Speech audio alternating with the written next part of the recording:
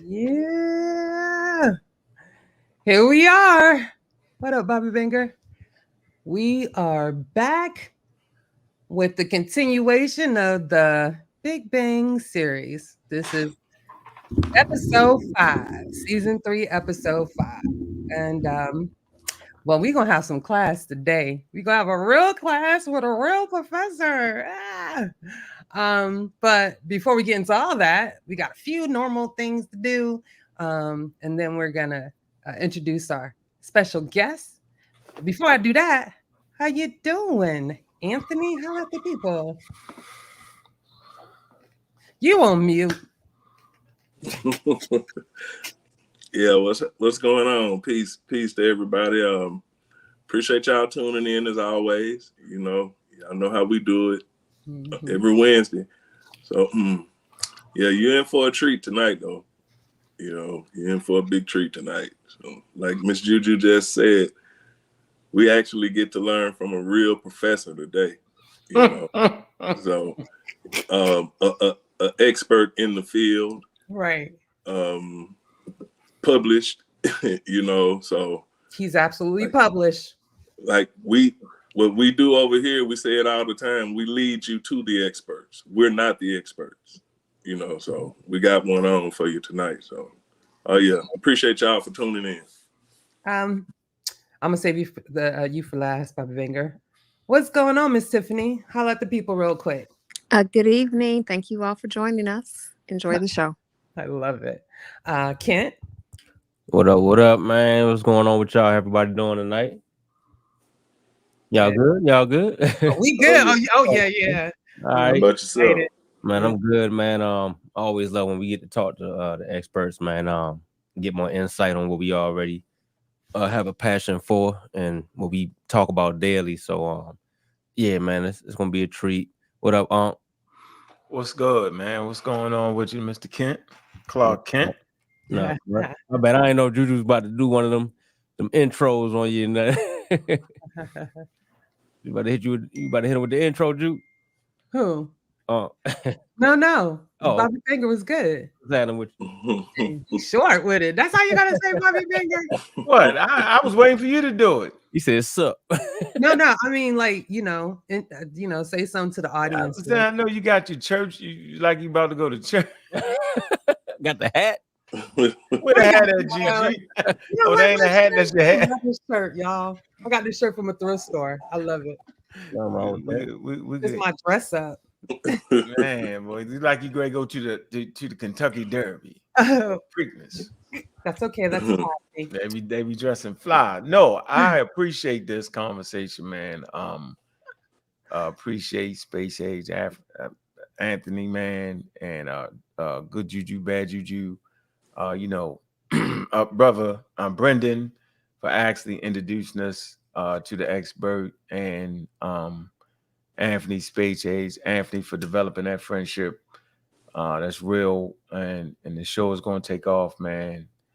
And just appreciate it, man. So around here, we don't just talk the talk; we actually walk the walk. Mm-hmm. And it's always good to have a functioning professor to answer questions and to educate us. It's always good.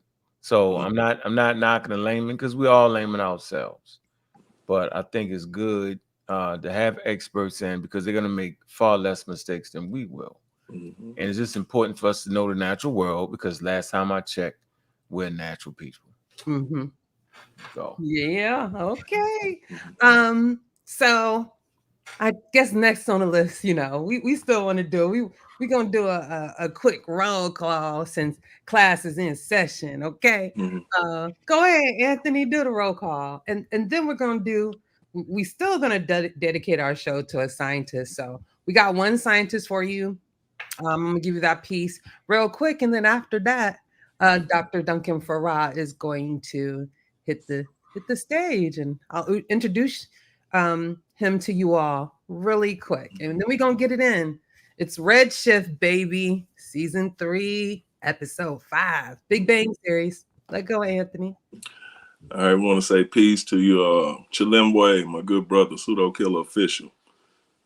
Jesus Price, appreciate you showing up. The Arabia, Peace to you. Appreciate you. Lamar Pope, as always, appreciate you. Asiatic 777, appreciate you for tuning in. Joel Armstrong, Pseudo Killer Army official, appreciate you for showing up. Sister Safa, appreciate you, my queen, for showing up. Keenan Wright, thank you, brother. Gary Barry, as always, appreciate you showing up. And Fetty, appreciate you. Thanks for tuning in, man. Awa Duras, thanks for showing up. We got Gary Hart, peace to you. Peace to you. Thank you for dropping through. And we got 504 top level, appreciate you. And Afro Ninja, always. Appreciate y'all for showing up. So let's get it, Miss JuJu. Real quick. Go ahead. Big up the sister Sci-Fi, Pseudo Killer Army, and big up the Fetty, Pseudo Killer Army. I just wanted to. Oh, that part. For real. For sure. For sure. Definitely. So real quick, we're gonna do our dedication. We always dedicate our show to one scientist. And today, me and Anthony decided on Sylvester James. Well, I decided, he agreed. So I'm just going to give you a brief synopsis on Dr. Sylvester James Gates, actually. To my knowledge, there's no relation. But this man is absolutely phenomenal. Real quick. So Sylvester James Gates Jr. holds the Clark Leadership Chair in Science during his decade with the University of Maryland Department of Physics. He was named the Distinguished University Professor, University System of Maryland Regents Professor, and John S. Toll Professor of Physics at the University of Maryland. Known for his pioneering work in supersymmetry and supergravity areas closely related to string theory, Gates was also an affiliate mathematics professor. Gates earned 2 bachelors of science degrees in physics and mathematics and his PhD in physics from the Massachusetts Institute of Technology in 1984. Excuse me. Wow. Gates co-authored Superspace, 1001 Lessons in Supersymmetry, the first comprehensive book on supersymmetry, and joined the University of Maryland faculty as an associate professor. 4 years later, he became the first African-American to hold an endowed chair in physics at a major U.S. research university. The author of more than 200 research papers and a member of the National Academy of Sciences, Gates has been featured in dozens of video documentaries, including 5 in 2015, for his contributions to science and research. He received the National Medal of Science from President Obama in 2013. Gates has served on the U.S. President's Council of Advisors on Science and Technology, the National Commission on Forensic Science, and the Maryland State Board of Education. He is a strong advocate for science, technology, engineering, and mathematics education. He has served as president of both the National Society of Black Physicists and the American Physical Society. Ladies and gentlemen, Dr. Sylvester James Gates. Yeah. So now, without further ado, we will bring to you he's a PhD in astrophysics. He currently teaches at the University of Hawaii in Manoa. This is his second time to PK, but his first time on this platform. So without further ado, ladies and gentlemen, Dr. Ducan Farrah. Hi, Duncan. Dr. Farrah. Hello. Sorry, I was just finding the unmute button. Hello, everybody. It's really great to be back. Thank you so much for having me. Peace, peace. And we appreciate you joining us, as I've said before, but can't say it enough, Dr. Farrah. I really do appreciate you. Oh, it's always my pleasure. I really love these things. So I guess we'll get right into it. As Miss JuJu explained, we've been, doing a series on the evidence for that supports the Big Bang, and we've covered, the CMB a little bit, galactic evolution, and we've made it to Redshift, and I thought it would be good to see if we can get you on to give us a little bit of insight on, you know, Redshift and what it is. And I guess that's the first question. You know, what is Redshift, Dr. Farrah? Sure. So let me give just a few kind of preambles to this. First of all, I have a weird kind of computer setup, which means that I can't see the chat and I can't really see like people's like video feeds. So if anyone has a question or a comment or wants to interrupt, please just like unmute or whatever and, you know, bound in, because, you know, if you go in the chat feature or wave a hand at me in the video, I'm not going to see that. So please do just unmute and ask away or comment away, and please do. It's you know, if it's just my voice droning on, then it's going to be a bit dull. Also, okay, yeah, we can handle that. That sounds great. There's also a possibility you might hear a cat. Though we have a very, very opinionated cat here, and she's currently asleep, but she sometimes gets her up and wanders around and meows her head off, and she's quite loud. So if you hear a very loud cat, then her name is River, and she's lucky she's cute. Okay. Okay. So with all that said, Redshift. Okay, so Redshift is one of these ideas in astronomy where on one level it's a pretty simple idea, but on another level it's a really deep and kind of subtle idea. And I'll try and kind of get at those subtleties over the course of our time together. But starting from the top, just what is Redshift? That's kind of actually the sort of the okay bit, the straightforward bit. Because what Redshift is kind of like the Doppler effect, except not for sound, but for light. So you probably are all familiar with the Doppler effect, and just to kind of set the scene, just to remind people, the Doppler effect is this business where if you hear like a fire truck or an ambulance coming towards you, the siren sounds higher pitched. But if you hear a fire truck or an ambulance going away from you, the siren sounds lower pitched. Or, you know, if you're standing near a railway track, a train's coming towards you, it sounds whistle. The whistle sounds higher pitched as the train's coming towards you. It sounds lower pitched as the train is going away from you. And the reason that happens is because sound is, of course, waves in air. And as the train or fire truck or ambulance or whatever is coming towards you, the motion of the fire truck or the ambulance kind of compresses those sound waves, because as the sound waves are being emitted from, or as the sound waves are being made, the fire truck or ambulance or whatever is also moving in the same direction of those waves. And so the waves kind of get shortened a little bit, and you hear them at a higher pitch than you otherwise would. And that's the Doppler effect. And just because, hey, it's always nice to have a bit of history, I read up on this about an hour ago. It was first coined by an Austrian scientist by the name of Christian Doppler way back in 1842.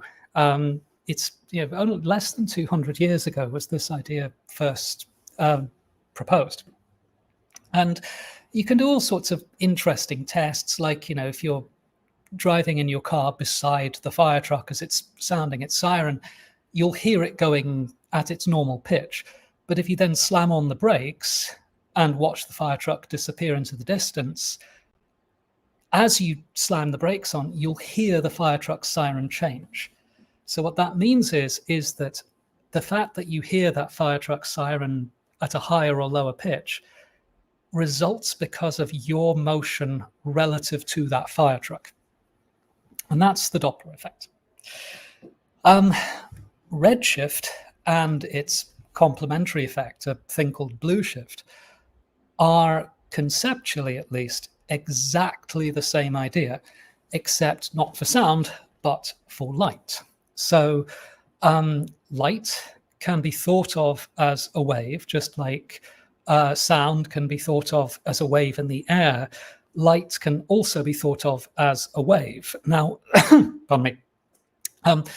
Whether or not light is a wave or a particle, that gets into some very deep territory that sadly it would take a little while to get into, but just for the purposes of this, I'm going to assume that light is a wave.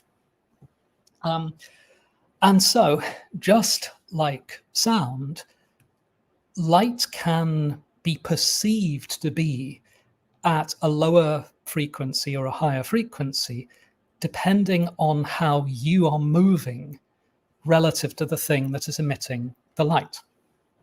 Now, the reason this is not so kind of well known or like in the popular consciousness is because the speed of light itself is incredibly fast. It moves at, well, I'll give you the exact number. It moves at 300,000 kilometers per second. And that's insanely, ridiculously fast. You know, nothing on Earth goes anything like that speed. And so what that means is that in day-to-day life, you never see this effect. So for example, let's say you are in your car and you're driving towards a set of traffic lights and those traffic lights are green. It doesn't matter how fast you go in your car, you're never going to see the light, the green light from those traffic lights shifted towards longer wavelengths or lower frequencies due to the equivalence of the Doppler effect, just because your car doesn't go anything like as fast as light does. The flip side of that is for the Doppler effect for sound, when that fire truck is coming towards you and you hear its siren at a higher pitch, or when that fire truck is going away from you and you hear its siren at a lower pitch, the reason that you can even perceive that effect is because that fire truck is, you know, it's going pretty fast. You know, fire trucks don't hang around. They've got important things to do. But the speed of the fire truck is kind of not all that much faster than how you might be moving. So, you know, a fire truck is going to go, what, no more than about 70, 80 miles an hour. That's not too quick in the sort of universe scale of things. In fact, in the scale of the universe, that's pretty damn slow. And so on a day-to-day level, you can perceive the Doppler effect for sound because the things that are emitting or producing those sound waves are moving at velocities that aren't all that much faster or slower than, you know, day-to-day life. But light is different. Light goes incredibly fast. And so on a day-to-day level, you'd never see these effects. However, when you get out into space, when you start talking about things in our galaxy or in the universe, then velocities of things can get considerably faster, just because, hey, the universe is a big place and things can move at speeds that are just unimaginable on Earth. And therefore, outside of Earth, the phenomenon of redshift, where the wavelength of light gets longer as perceived by us, or blue shift, where the wavelength of light gets shorter as perceived by us, those effects start to become perceivable. And in fact, if you go back and look at the history of the subject, Christian Doppler predicted that light should show this effect. Way back in 1842, he said, hey, look, I predicted it does work for sound waves. I'll also predict it should happen for light. But way back in 1842, no one could measure this. You know, they didn't have the facilities. However, fairly shortly after that, I think something like maybe 10, 20 years after that, astronomers started to be able to measure this effect, only very slightly. But they managed to show that some stars in our galaxy show an appreciable measured redshift. And this was like a big triumph of the time, showing that this effect is real. But that, in a nutshell, is kind of what redshift is observationally. Okay, that was pretty deep there, Dr. Farrah. Yeah, that was pretty deep. All right.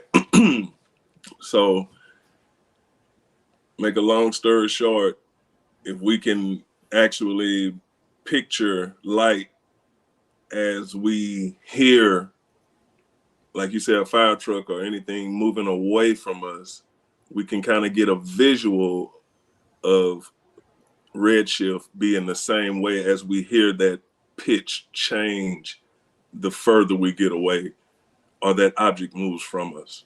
That'd be pretty simple way to put it.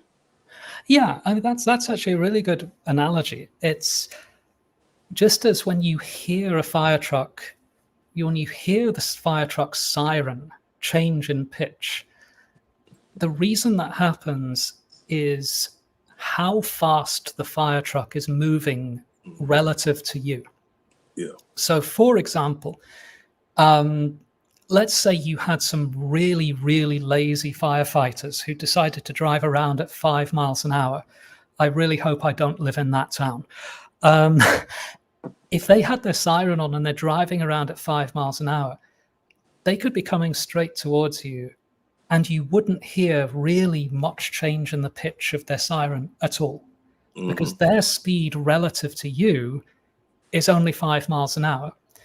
And in fact, if you saw this fire truck coming towards you at 5 miles an hour, its siren is going, and you decided just to maybe try and show up the firefighters to kind of gently jog along the sidewalk at the same speed as the fire truck, you would hear its siren exactly the same pitch as you would if you were both sitting still.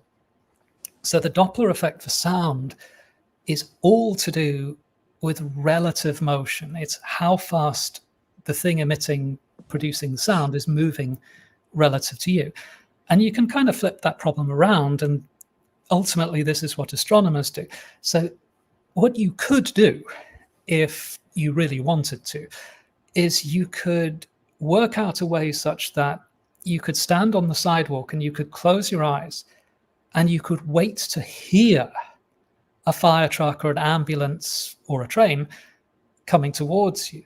And you could say to yourself, I know what the pitch of that siren should be. I know what I am hearing the pitch of that siren to be. And then you could compare those two and you could say, well, I know it's this pitch, but I'm hearing it at this pitch. And that allows me to calculate how fast that fire truck or police car or ambulance or whatever is moving towards me or moving away from me. So for example, if I heard a fire truck siren very, very, very slightly lower pitched, I would know that it's moving away from me slowly. But if I heard a fire truck's siren at a really low pitch, like way lower than it normally is, then I would know, without even looking at the fire truck, that that fire truck has to be moving away from me really, really quickly. The same idea, conceptually at least, is true for light. But instead of hearing it, you see it. So what that means is that you can look at things out in space and you can say to yourself, this object, let's say this star, I know this star, when it's not moving relative to us, kind of might look, say, green colored. I mean, that's a huge simplification, but let's just go with that. Let's say its peak color is sort of green colored. If you then actually look at that star with a telescope and you see that that star kind of looks red, then what you can conclude is the wavelength of the light looks longer than it actually is. Therefore, that star must be moving away from me. The flip side of that would be if you look at that same star and it kind of looks blue, then you can say to yourself, well, I know the star is really green, but it kind of looks blue to me, and therefore that star must be coming towards me. It's exactly the same idea as with the fire truck. With the fire truck, you hear a lower pitched siren than you know the siren is, and therefore you know that the fire truck is moving away from you. With light, you look at the object and you say to yourself, the light looks longer wavelength, lower frequency, therefore it must be moving away from me. Or flip that around, if the object kind of looks shorter wavelength, higher frequency, it must be moving towards me. I'll give you one last quick example. Let's imagine there was a clone of planet Earth somewhere far away in our galaxy. And let's imagine that you had a like insanely powerful telescope, like way more powerful than anything we could ever build. And let's imagine that with this super powerful telescope, you could zoom in on this clone of planet Earth, and you could zoom right in and look at a grassy field. So what you would do then is you could say to yourself the following. You could say, I know that grass is green. You know, if you go outside and go to a park, or, you know, go look at the lawn, whatever, you know, you can see that grass is green. You know that grass is green. But if you then look at this clone of Earth far away, and you see that, and you look through your telescope and you're looking at a field on this clone of Earth, and you see that the grass kind of looks yellow or red, then what you can say to yourself is, I know that grass is not yellow or red. I know that grass is green, but the grass on this clone of planet Earth looks yellow or looks red, which is longer wavelength. Therefore, this clone of Earth must be moving away from me. On the other hand, if the grass looks blue, then, well, either you're having a really bad nightmare, or you know that the clone of planet Earth must be moving towards you, because the wavelength of the light is shorter than it otherwise would be. Yeah. Okay. Yeah, that makes perfect sense to me. I got you. Okay, leading into the next question. You're speaking of, okay, with the blue shift, that pretty much tells us something is moving towards you, but the red shift is moving away from you. What's causing that? You know, that movement. Is it what is it that's stretching that light? Why is that light being stretched, or the object? What's causing it to move away from us? Good question. Okay. Yeah, you've asked the $1 million question. And this is where things get hard. I'm going to have to kind of do this in 3 parts, because there are 3 different physical effects that can cause redshift, or indeed blue shift, but astronomers mostly talk about redshift. And 2 of those effects allow us to kind of understand individual objects better. But the 3rd of those 3 possible effects that produces this idea, this thing called redshift, is what leads into the Big Bang, is arguably one of the most important pieces of evidence that supports the Big Bang model. Okay, so I'm going to do my best with this. I'm just going to like give maybe a sort of a warning isn't quite the right word, but when I teach undergraduate classes on this stuff, and redshift confuses undergraduates studying physics. I'm just saying that because to kind of set up the idea that this is a subtle topic, but I'll do my best. Okay. So the observation of redshift, let's ignore blue shift for now, but the observation of redshift is just this idea that light looks, the light arriving at Earth from some faraway object has a longer wavelength than it did when that light was emitted from that object. Just as, you know, the fire truck's siren spits out sound waves, and by the time they reach you, they have a longer wavelength. Okay, so there are 3 things that can do this. One of those things is literally exactly the same as classic Doppler shift, and that is relative motion of that object with respect to the planet Earth. So this literally is Doppler shift. It's just Doppler shift for light, except instead of sound.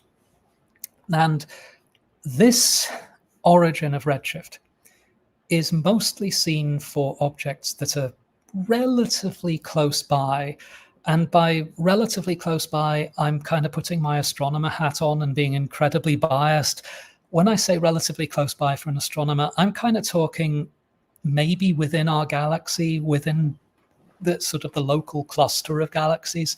If you want a sort of astronomical distance measure, I'm talking within a few tens of megaparsecs, or if you like, within about 50 to 100 million light years. If you want that in kilometers, you're going to have to give me a minute, but roughly speaking, within a few 100 million light years. And, oh, I'm sorry, yeah? No, I was just going to say light years is simple enough for us. We understand that, so yeah. Okay. And megaparsecs. Yeah, we've been working, Dr. Farrah. Oh, excellent. Okay, fantastic. I had a question on it. Oh, yes. So how are they able to come up with the expansion rate of the big of these galaxies, the age of the universe? How are they able to come up with the expansion rate of it, knowing the redshift? Oh, that is an extremely good question.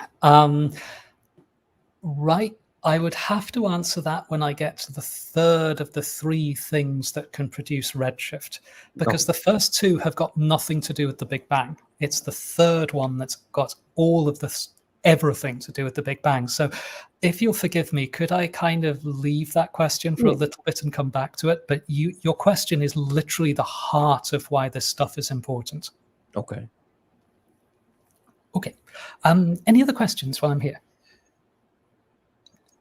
Good. Do we want to address chat questions or wait, Anthony? I want you to continue real quick, and then we'll get some in after you finish, the reasons, okay? I Yeah. love those Sure. visuals, yo. They make it real, you know what I'm saying? Real easy to understand. Yeah, sure. Okay, totally. Okay, so let's take the first of these origins of redshift. And just say, this has nothing to do with cosmology or the Big Bang. It's not boring, but it's nothing to do with kind of the origin of the universe. So this origin is, as I was saying, literally the same as Doppler shift for sound. So if you've ever seen a picture of the Milky Way, for example, then you might know that our solar system is kind of out in the sort of outer regions of the Milky Way. It's in a pretty dull sort of, you could say it's in the suburbs. And you also may remember from those kinds of pictures that the stars in the Milky Way, and indeed all galaxies, are kind of orbiting around and moving around. They basically kind of orbit the center of the galaxy. What that means is that if you imagine that you're sitting on just one of those stars, then according to you, you're sitting still. But if you then imagine that you're sitting on that orbiting star and you're looking at all the other stars in the Milky Way, then relative to you, some of those stars will be moving slowly and some of those stars will be moving quickly. If you want some numbers, the slowest stars relative to us would be moving at maybe 1 kilometer per second. They're slow is relative here. They're moving pretty damn quick.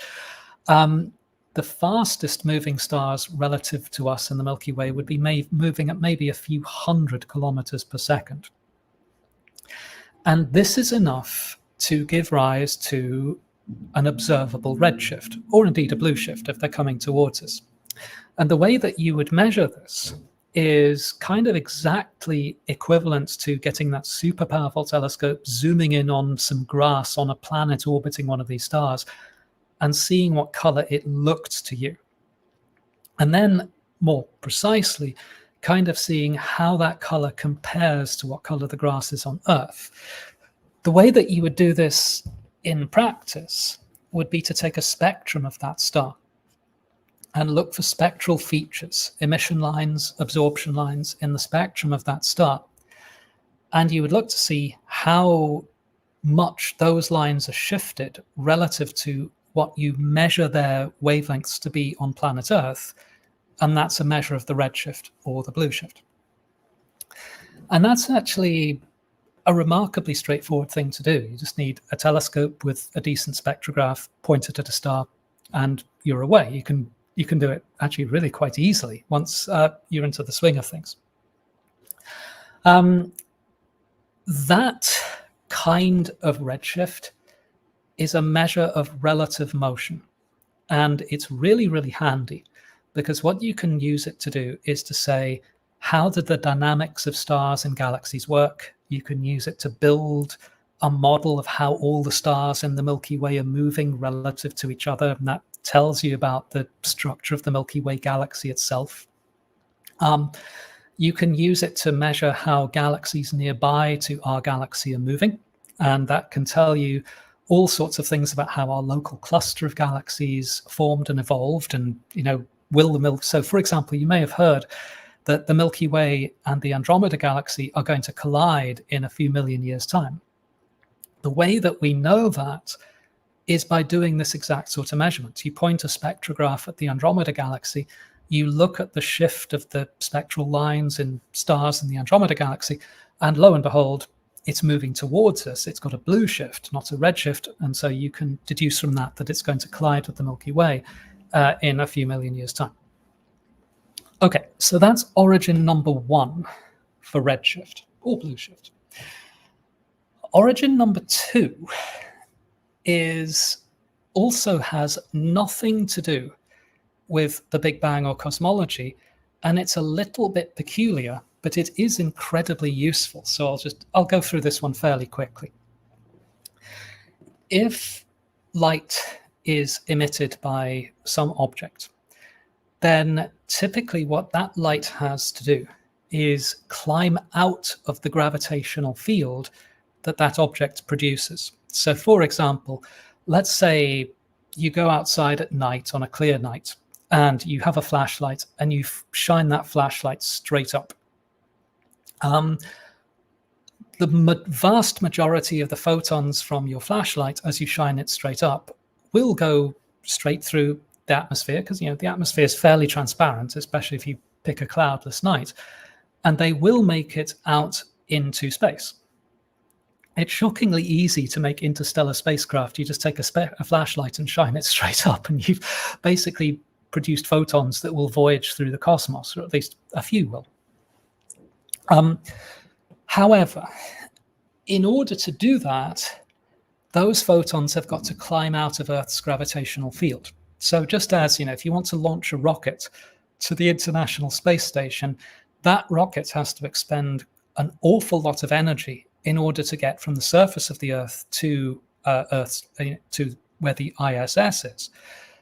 Photons conceptually have to kind of do the same sort of thing. They have to expend some energy to get from the surface of the Earth out to escaping from the Earth. And it turns out that this effect is universal. If you have light emitted by an object and that light escapes from that object, then that light will lose some energy as it's climbing out of that object's gravitational field. Now, for something like the Earth, the gravitational field of the Earth isn't particularly strong. And so the light escaping from Earth will only lose a tiny, tiny bit of energy. But if you take some object which has a really, really strong gravitational field, say a neutron star or even a black hole, then light that is produced near the surface of the neutron star, or say relatively close to the event horizon of the black hole, that light will have to expend considerable energy in order to escape from where it's produced to traveling merrily through space. And so that is another separate type of redshift. In that case, the light that is emitted, once it has climbed out of that object's gravitational field, it will look like it has lower energy because it's expended some energy in escaping. And so it kind of looks like it's redshifted, because it has. So for example, if you have some stuff near the event horizon of a black hole and it's emitting light at, say, a wavelength of, say 600 nanometers, which is roughly speaking sort of yellow colored. Once that light has escaped from the black hole, it may have used up so much energy that its wavelength is now more like 800, 900 nanometers. And that looks like very, very red colored light. And so that is redshift. It is observationally exactly kind of the same idea as Doppler shifted redshift, but the physical origin of that redshift is different. In this case, the object the light is escaping from might be standing still relative, or as still as you can be, but that object might be not moving relative to Earth. But because the light has had to climb out of a gravitational field, it will have lost some energy, and therefore you will see a redshift. So that's number two. Some astronomers really use that effect. Astronomers who study neutron stars or black holes, or the region of the sort of regions of space close to neutron stars or black holes, they tend to have to worry about that effect. The majority of astronomers don't pay it too much attention, but it is a significant one, and therefore it's worth sort of mentioning along the road. Okay, before I get to the big one, the cosmology one, the Big Bang one, I should probably pause there and just check how people are doing and if there are any questions. You cooking, Dr. Farrah? I mean, I'm good. Everybody, everybody up to speed with it. I mean, how y'all feel about it? Yeah, he cooking with hot grease right now. Okay, excellent. Okay, in that case, let's get to number three. And this is where, as I mentioned, this is where things get weird. So I may not explain this terribly well the first time around, so please forgive me if I kind of circle back or try things again or do it in 3 or 4 different ways, because this does get tricky. Okay, so the third type of redshift is commonly called cosmological redshift. I will give you the kind of the Cliff Notes version first, the summary first. The third type of redshift is the redshift caused by the expansion of the universe itself. It is, strictly speaking, not a Doppler shift. It is conceptually really similar to it. And in fact, it's actually perfectly fine to think of it like a Doppler shift. But if you want to be strict about it, it isn't quite the same. Okay. This was first discovered and first really argued over starting about 100 years ago, when astronomers, in particular, there were 2 of them that did this. There was a guy called Vesto Slipher, who was European. I'm blanking on where exactly he was from. And at least in America, much more famously, a guy called Edwin Hubble. And there was a third guy called George Lemaitre who kind of tied the theory all together. But what these astronomers started to observe about, literally about 100 years ago, it was the 1920s, was a curious fact. And that was that as soon as you got further than a certain distance from the Milky Way, a distance of, it varies a little bit, maybe about 10, 20 megaparsecs, then if you measure the redshifts of galaxies, what you saw was something very, at least at the time, was perceived as peculiar. What they saw was that the redshifts of galaxies got bigger and bigger and bigger the further away they were. So, for example, if you have a galaxy that is relatively close, maybe a few, 20, 30, 40 megaparsecs, which in the scale of the universe it's a staggeringly huge distance in human terms, but in terms of the universe, it's actually not that much at all. That galaxy might have a relatively small redshift.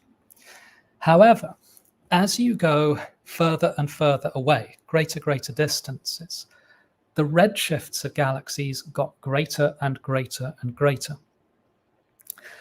And another thing that was observed at around about the same time is that once you got past a certain distance, you never saw a blue shift. All galaxies were redshifted and redshifted alone. So Hubble is famous for this, even though Vesto Slipher arguably discovered it first. Hubble was probably the first to popularize the idea that the greater the redshift, the greater the distance. And this is codified in his famous law, Hubble's law. I believe one of the visualizations is a picture of this. It's a really good one, actually. I might steal it for my class. You can have it, and I got it up for you, Dr. Farrah. Oh, excellent. Oh, wonderful. Thank you. So this is the sort of the relationship that sets this idea on a firm footing. There's another visualization which is, if anything, even better. It's the one of the 2-mass catalog. I can't remember the exact link, but it's the one where there's like lots and lots of points, and the close by ones are blue, and then the further away ones are green, and the further away ones still are red. And there's a cone of avoidance, which is basically where the 2-mass telescope couldn't actually look. It's up for you. Oh, perfect. Thank you. So that visualization actually kind of shows the same idea, where the center is where we are. And then as you go further away from the center, you go from blue to green to red, where the colors are kind of indicating what the redshift is. If you're nearby to Earth, the redshift is small. And as you go further and further away, the redshift gets bigger and bigger and bigger. Okay, so this back in the 1920s caused considerable controversy because it's extremely strange. Back in the sort of 1920s and maybe before, humanity's perception of its place in the universe was that the universe was probably static. That is, galaxies didn't really move much. Galaxies were kind of, well, where they were. There was this idea back then that galaxies were these things called island universes, and that, the universe kind of stayed more or less the way it was for all time. This is actually what Albert Einstein wanted the universe to be like. And so people generally thought that if you looked at faraway galaxies, they shouldn't be moving in a different way to nearby galaxies, because after all, the universe should just be sitting there, minding its own business, not doing very much. This discovery that nearby galaxies showed a small redshift, but as you went further and further away, the redshifts of galaxies always, and I mean always, got bigger and bigger and bigger, according to Hubble's law. This kind of really caused huge problems for this idea that the universe was static and immutable and eternal and unchanging, because what it was showing was that galaxies that are nearby to us are moving away from us relatively slowly. But galaxies that are further and further away from us are moving away from us quicker and quicker and quicker. And the further away they are from us, the faster from us they are moving.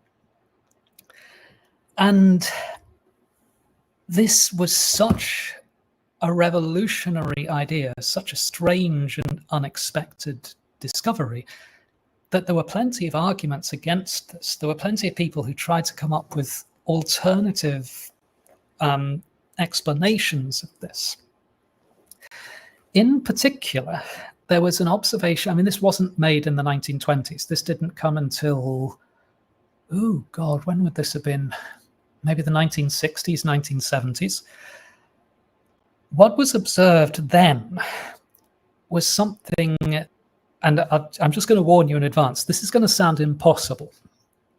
But what was observed then were objects, galaxies, with redshifts greater than 1.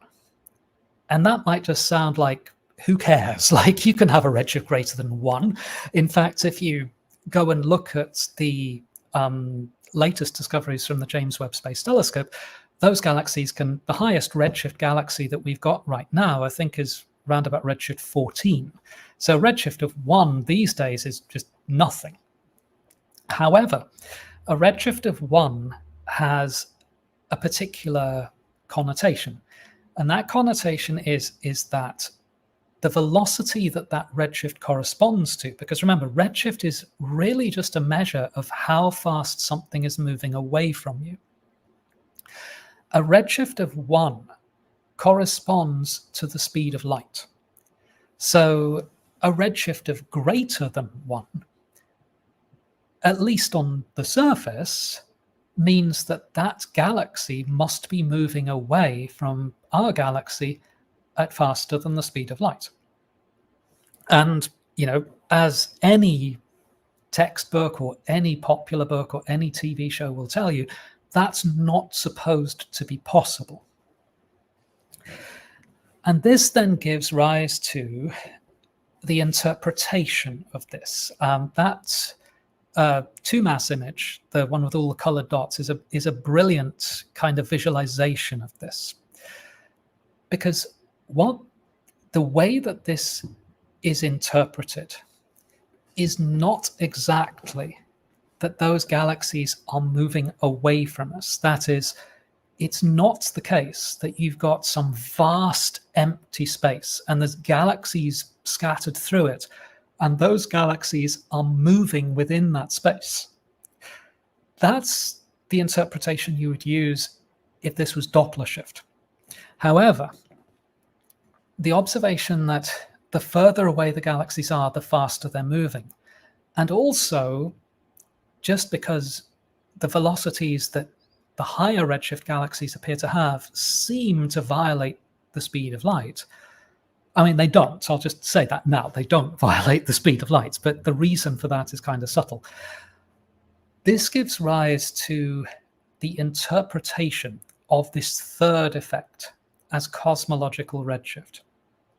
Because the way that this is interpreted is not as the objects themselves moving within a large empty space, but instead as the structure of space-time itself expanding. In other words, and this is going to sound completely crazy, but I promise you this is the current interpretation, the current sort of mathematical model for this. If you take any of those points in that rather lovely 2-mass image, and you say to yourself, okay, we're at the dead center. Let's take any of the, say, the red-colored points. The interpretation is that we are not moving, and neither is that galaxy that is that red point. They're both actually, we are both actually sitting still. But instead, what is happening is that space and time itself are expanding. And when we perceive, or when we measure the redshift of that distant galaxy to be whatever it is, the reason we measure that redshift to be what it is because we are measuring the expansion of space-time itself, rather than measuring the speed of that galaxy moving away from us.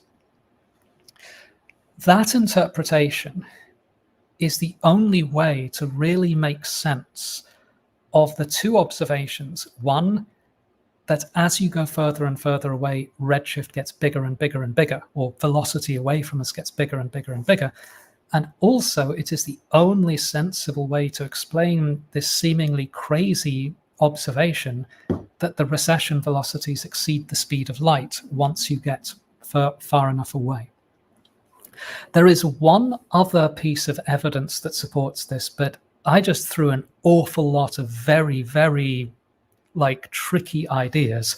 So maybe I'll just pause there and sort of see how are people doing and if there are any questions. That's dope. Real quick though, I did get to find what you spoke of about the galaxy that is at redshift 14. Oh yeah. Yeah, they call it J's, GS, and Z. I did a little study. I'm working on it. Okay. Okay, cool. I know that stands for the redshift. So I found Z14 and I have that image up for Oh, the fantastic. Oh, yeah, it's really cute. It's like astronomers get hugely excited. You know, you look at the image and it's like, oh, there's this little tiny inconsequential blob, and like half of the astronomers around the world are kind of completely going crazy over it. But it really is an amazing discovery. Yeah, that's pretty dope. You have one last question? Because we were going to do the Q&A after you did class. Sure. Dr. Farrah.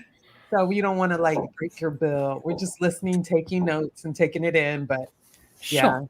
Okay, well, I'll give one more thing on this, because Go ahead. this is okay. So as I said earlier, this idea, cosmological redshift, the idea that once you get far enough away from the Milky Way, you know, a few tens of megaparsecs, once you get past that distance, when you measure redshift, you're measuring the expansion of space and time itself, and that's why you perceive things to be moving.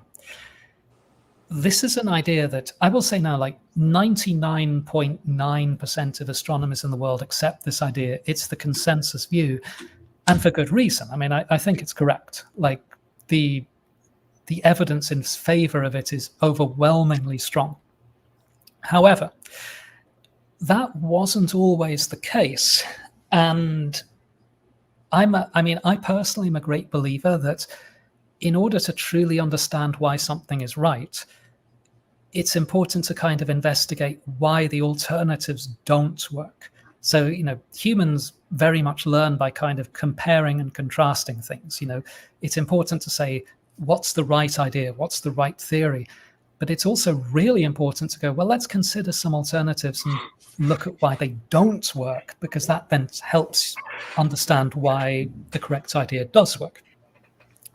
So there is, or was, an alternative idea to explain cosmological redshift. And this alternative idea is an idea called tired light. And I will say, that's a pretty cool name. I mean, I've actually kind of, part of me wants it to be true just because it's such a nice name. The idea behind tired light, in a really, really funny way, is kind of conceptually like this idea of light climbing out of a gravitational field and losing energy as it does. The idea behind tired light is, well, the galaxies aren't moving and space-time is not expanding. You know, there's no expansion of space-time. You don't need a big bang. Everything is sitting still. And instead, what's happening is that as light travels over those vast distances between distant galaxies and us, as the light travels through space, some property of space makes that light lose energy.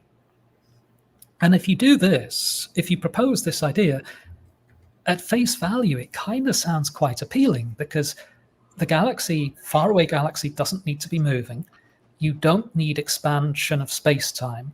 You just need to posit that there's something about the fabric of reality that causes light to lose a little bit of energy as it travels through space. And if it then travels a big distance, it will lose an appreciable amount of energy.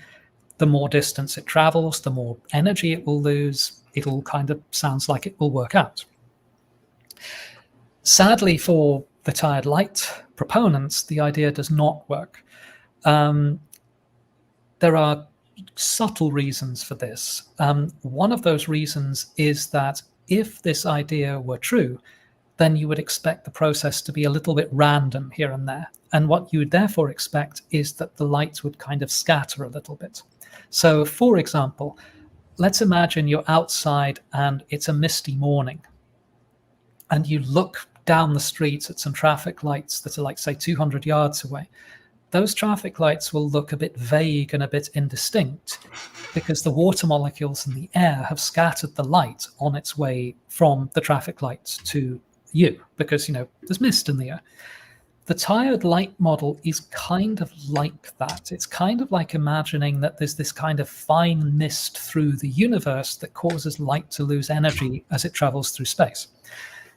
The trouble with that idea is that if you look out into space, you can see really, really distant galaxies incredibly clearly. So, for example, that Redshift 14 galaxy is literally as far across the universe as you can possibly go, just about. And okay, it's really small because it's far away. You know, the resolution of the telescope is limited, but you can still see it pretty clearly. And that must mean that the universe cannot be very misty. There cannot be some property of space that causes light to lose energy as it travels across space. There are other arguments like that, but they get into the weeds a little bit. So I can go into those if you like, but I want to get to the really big one. The really big piece of evidence that says Redshift supports the idea of expanding space-time, the idea of a Big Bang, the idea that the universe a finite amount of time ago began in this colossal explosion, and then you have expansion of space-time since then, is as follows. If you look at a very distant object where that object is doing something, so that something could be a planet orbiting a star, just for example, because if you look at a planet orbiting a star, what you can do is you can kind of go, I know how this moves. I can watch how it moves. I can see it happen in real time. Now, we don't have telescopes that good, but what we do have are telescopes that are good enough to see things called supernovae, which of course are the death of a massive star. When a massive star reaches the end of its life, for various reasons, it will explode in a supernova. They're incredibly bright.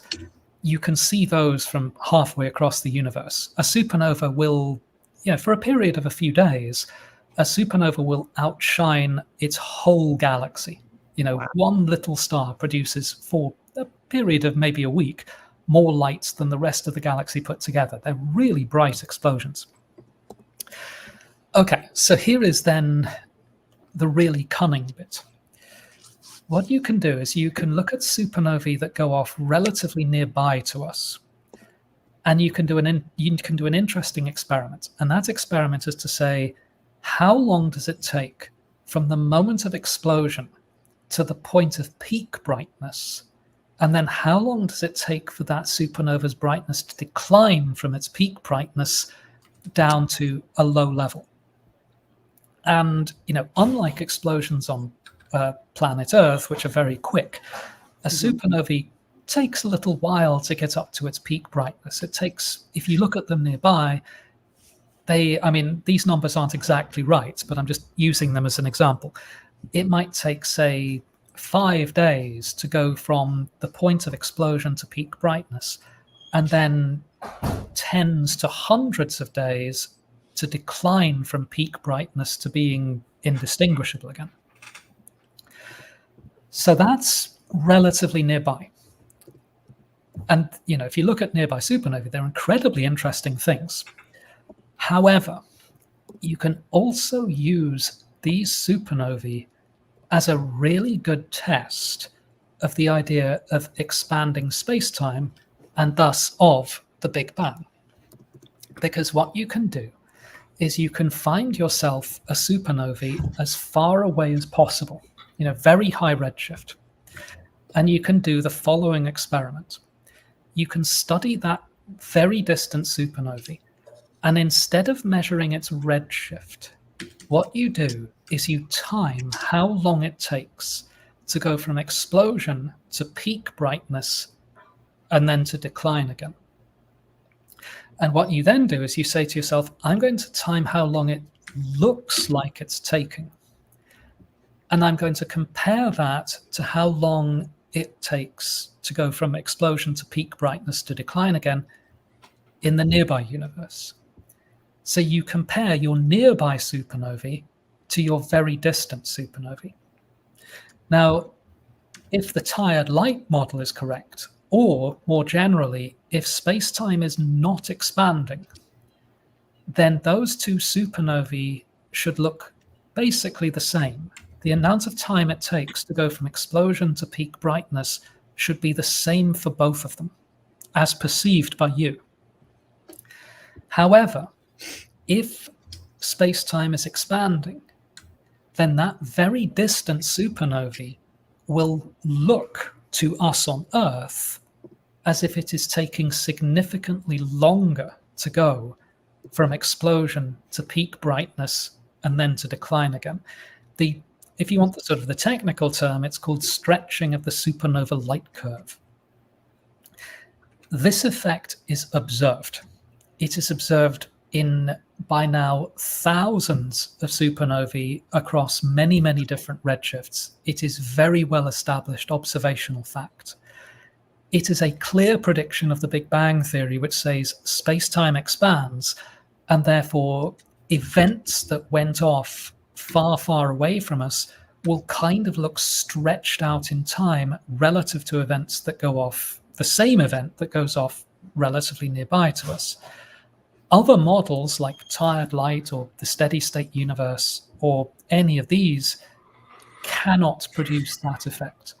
And so that is kind of the final, almost by now irrefutable piece of evidence that supports the Big Bang picture. And it starts with redshift. You need a redshift in order to know, like, where to place this supernovae in the sort of the grand scheme of things. But then you complement that measure of redshift with how that supernova's light curve behaves. You put those two together, and you have pretty much irrefutable evidence that the Big Bang model, or something very much like it, has to be correct. Nice. Yeah, appreciate that. That's really right along everything that I've read and studied for this show. Like, I was like, I don't know if I've, gotten enough, but you've clarified a lot. Your explanations are thorough, and that helps. Was there one more question, Anthony? Did I miss that? Because I'll be slow sometime. Well, we're gonna we can forego that last one so we can get the people on the panel, because we don't want to keep Dr. Farrah too long. We're gonna go about an hour and a half, so we got about 20 minutes left. I can go longer. That's not a problem. I think I can go till about. I can go probably another 40 minutes or so if there's questions. I'm totally happy to answer them. Okay. Well, you want to? Hey, Anthony, getting the Fally up here. Did I ask her a question? Stop playing. Oh, did I ask her a question? Oh my gosh, she's cute. But I don't know. Look, our compliance officer said no. Man, look. No. She got the ultimate question. Hey. So let me ask this question. Let me kick it off for real. Go ahead. Go ahead. So, Professor, do you have any of your students at any time that tell you what you're talking about is pure religious and rubbish? Do you have any of your students ever say that to you? Let's get it. Come on.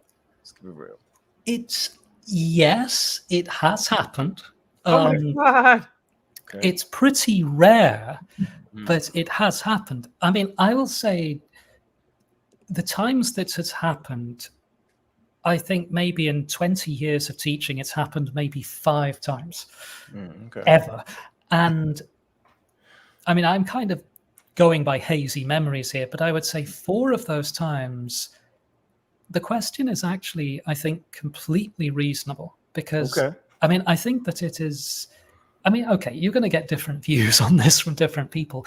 But I think, when someone's talking about any particular topic, I think it's perfectly reasonable to kind of stand up and go, hey, look, I just don't believe what you're saying to me. I don't get it. I think it's not right. I think it's nonsense, etc. And the sort of the implicit question there is, can you explain it to me in a different way? Can you contextualize it with my understanding? Can you make it relate to the way that I think? Can you, say it to me in a way that's going to resonate with me? And I think that that's a completely fair thing to ask, because, I mean, the universe is an incredibly beautiful place, but it's also an incredibly subtle, complicated place.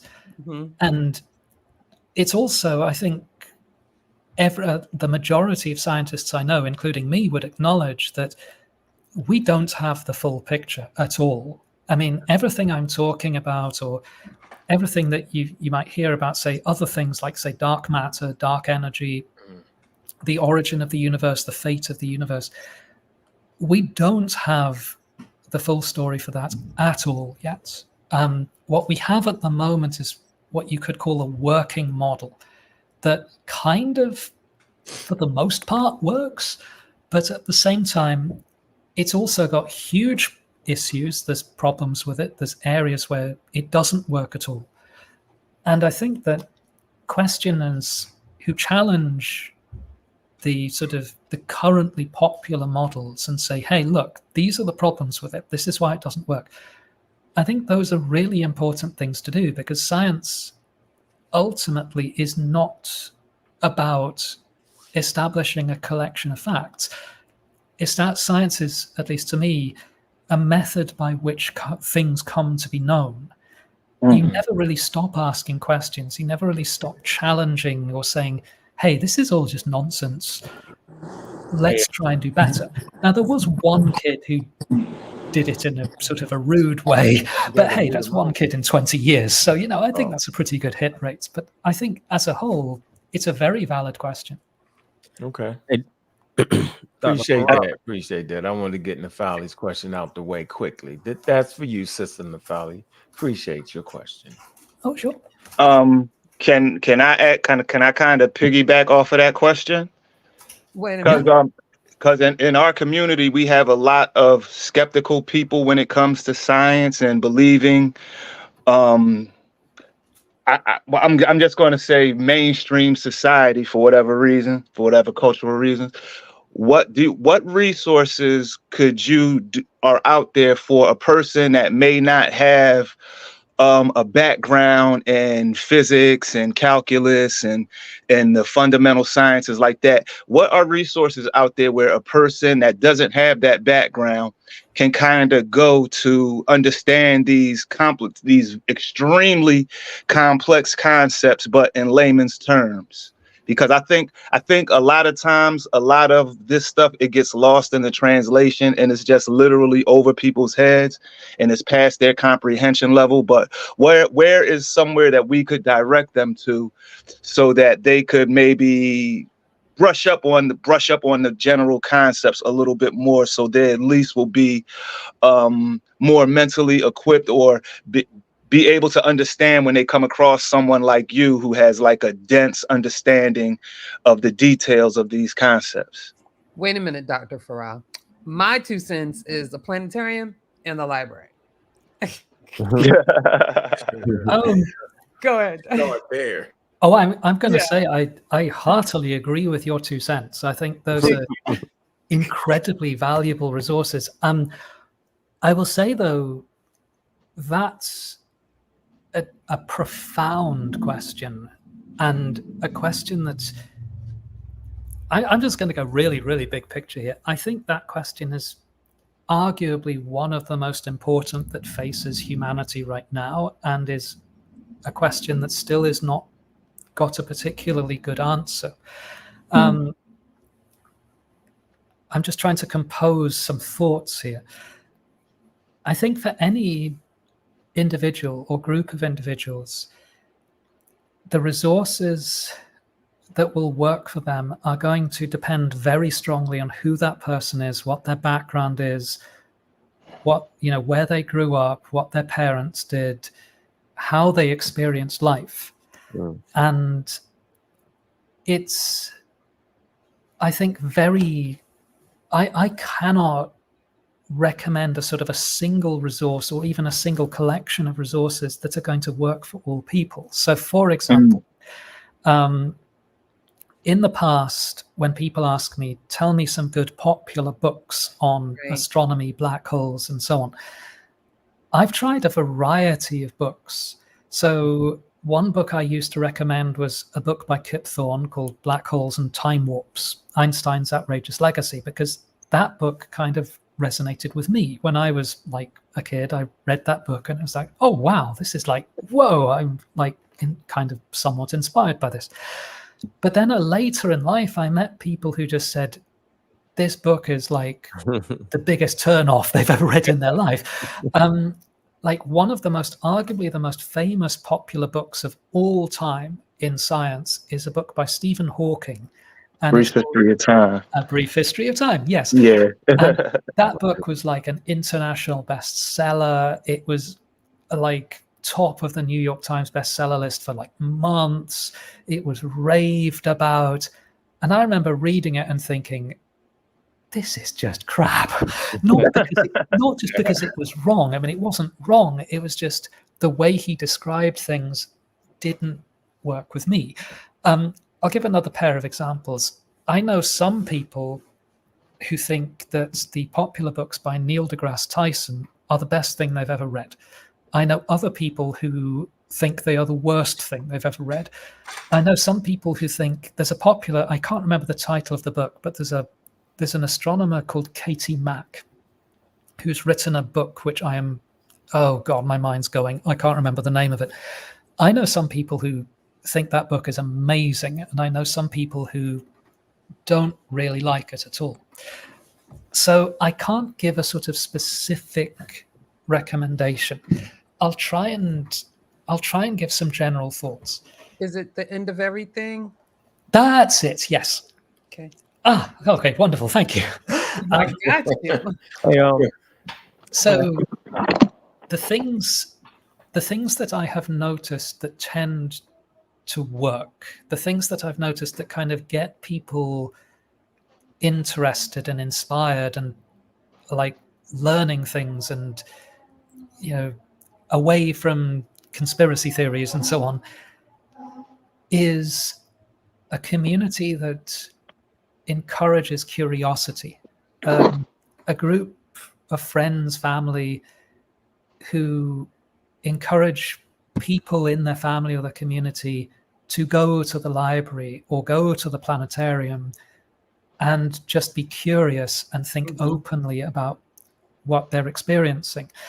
Putting that a slightly different way is when there's a community that say to people, hey, look, you know, if you read a book by, I don't know, Stephen Hawking, and you don't get it and you think it's awful and, you know, you don't understand a word of it, that doesn't mean that you don't get it.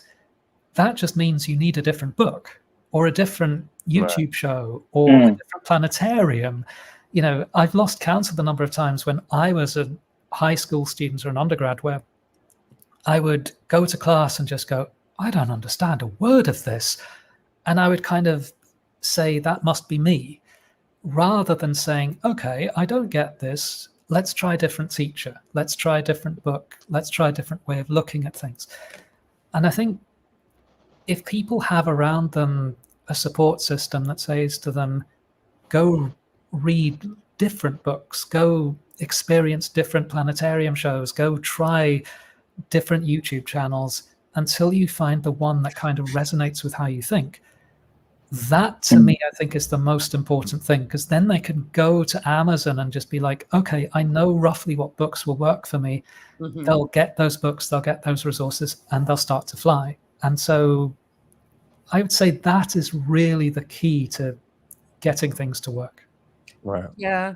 I know I first started, we first started our Galaxy Beyond, but me looking for links or interactive sites to gauge people's attention, I would just put different ones because, you know, like you said, you know, it depends on the person and their background, right?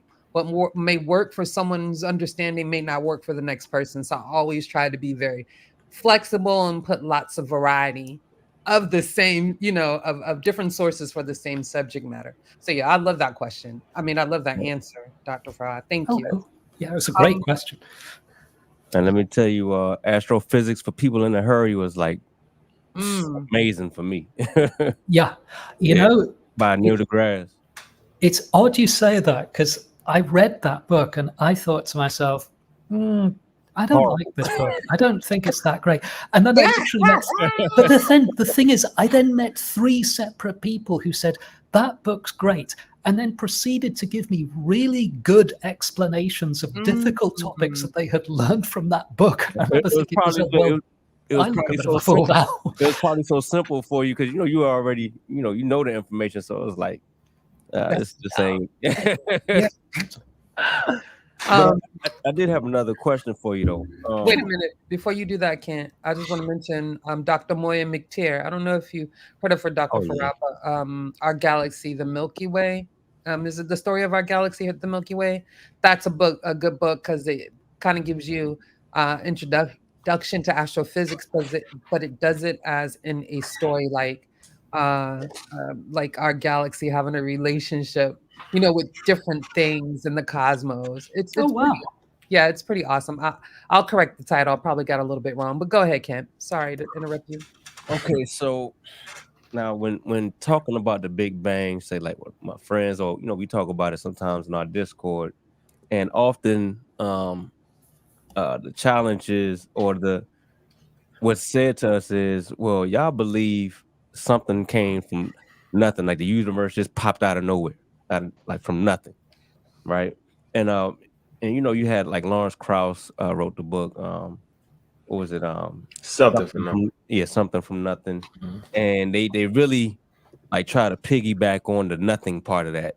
Can you explain like what astrophysicists mean when they speak of nothing not being like there's no such thing as nothing when you're talking about the universe? Good, Kent.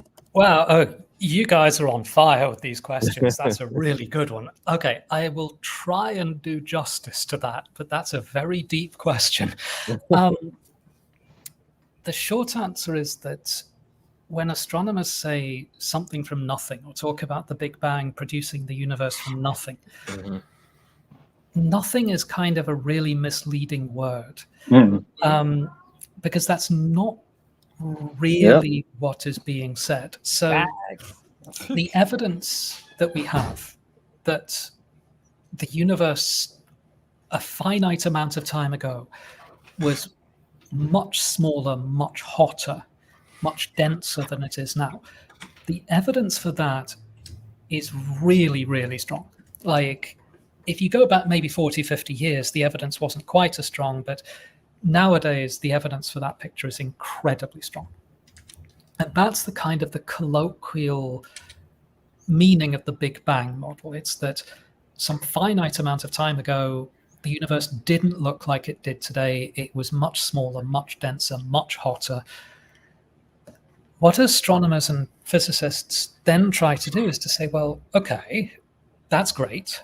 What are the logical consequences of this? How do you take that observation that the universe was smaller, hotter, denser, 13 billion years ago?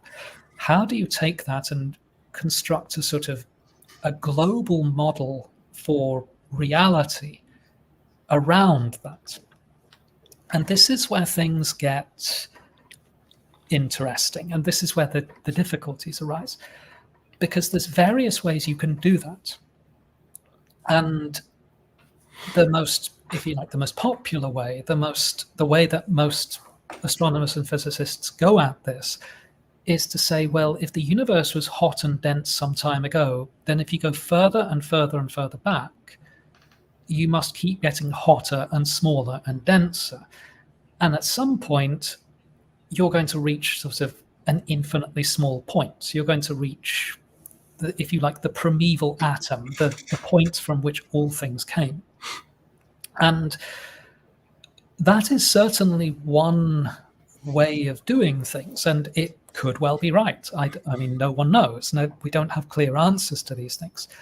However, a perhaps, for the sake of sort of general purpose arguments, a better way to think about it is to say that the Big Bang theory isn't saying that everything came from nothing.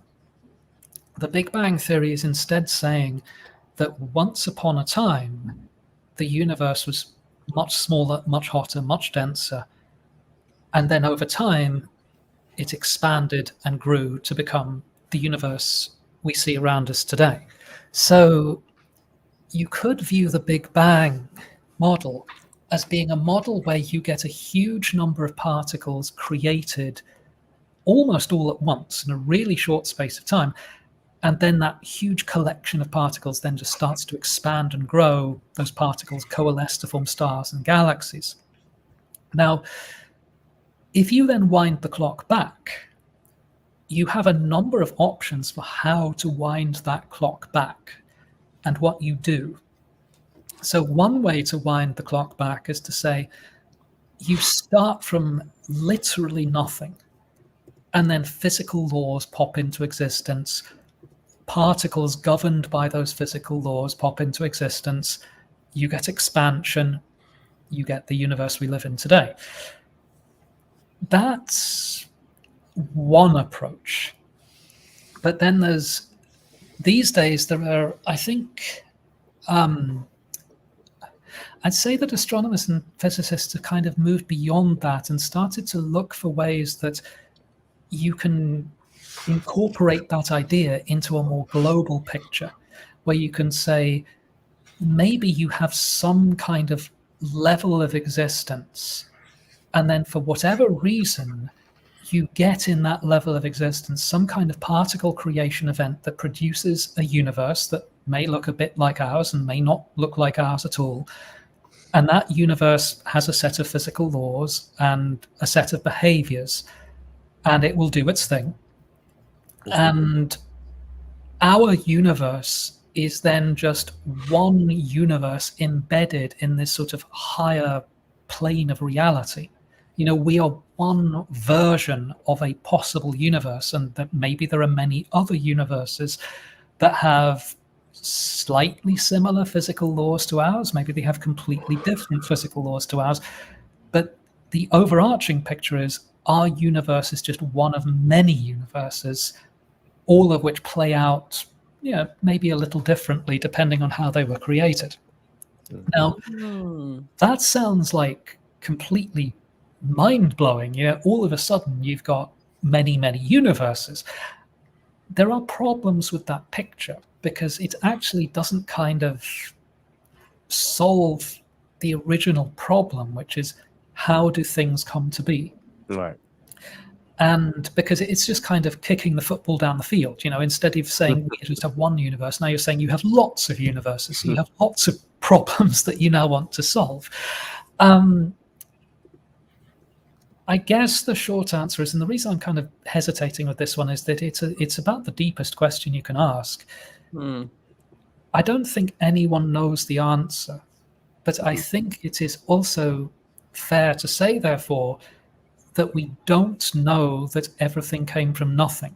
I think a better way to put it would be, we don't know where things came from. We just know they come from somewhere. But what that somewhere is yet is we do not yet know, and we still are trying to work out. True indeed. That's a detail. Real quick, and Bobby, I'm gonna let you have it. But I got a question I want to ask too, Miss JuJu. All right. So, before we get out of here.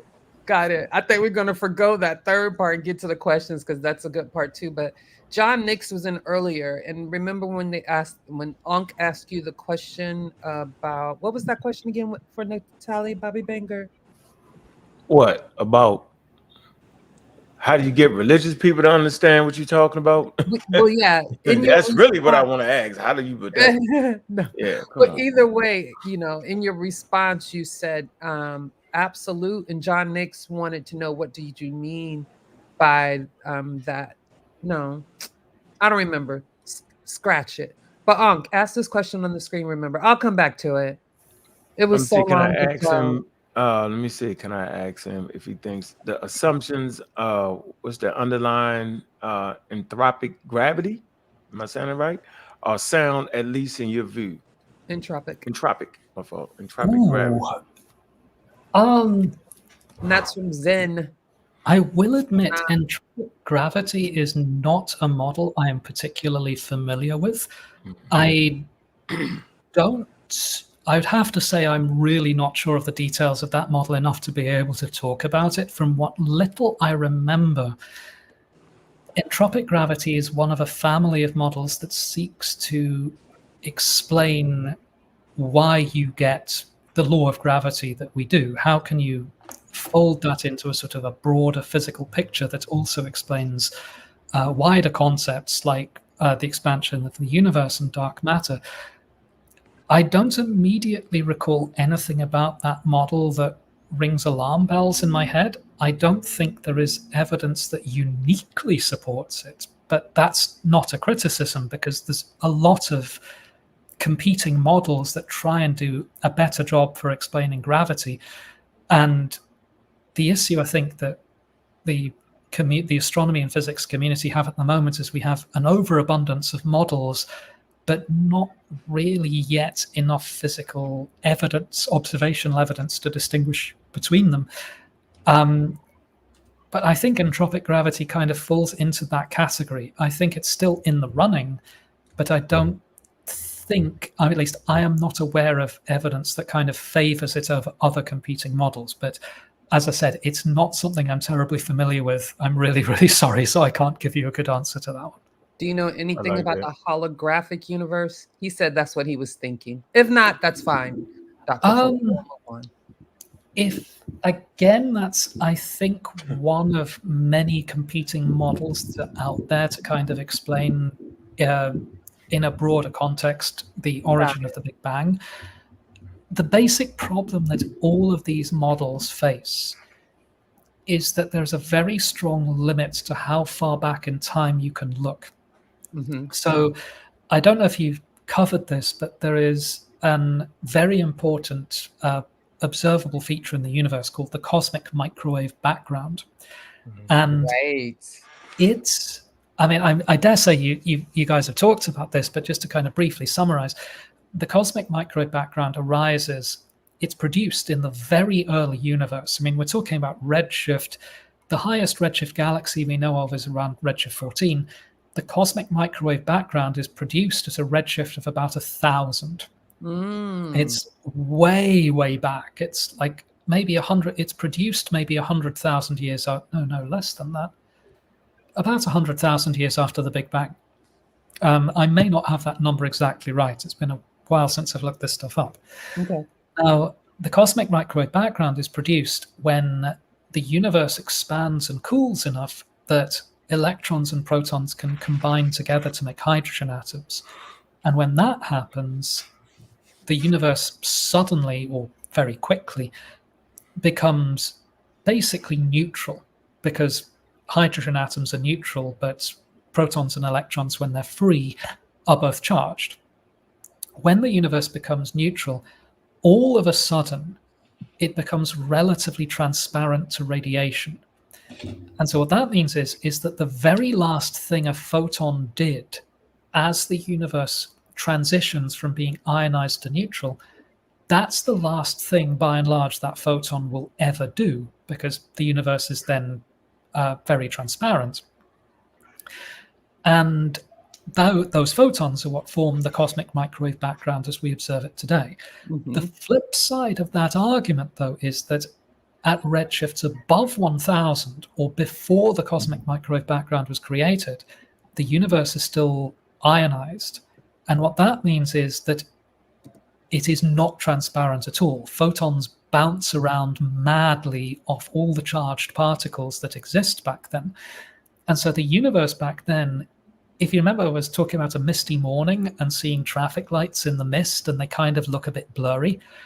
The universe back then, prior to this event called recombination, is like an incredibly foggy day, when you can barely see your hand in front of your face.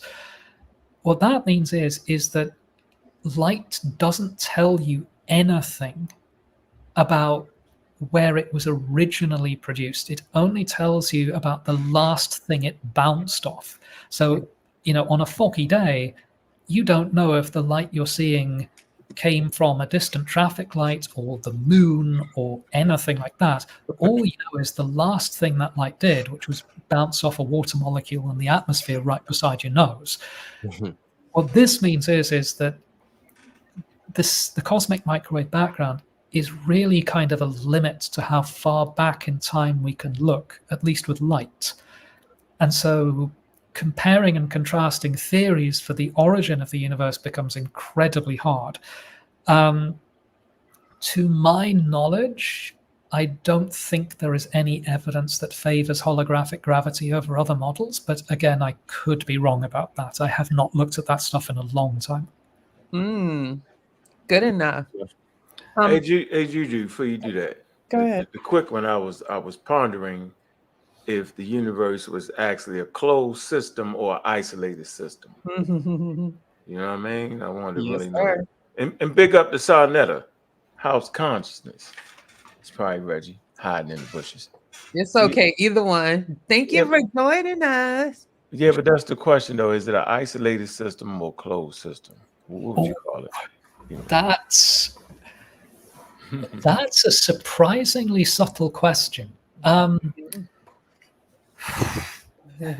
me a second with that one. Okay. Take all your right. time. Get back to it.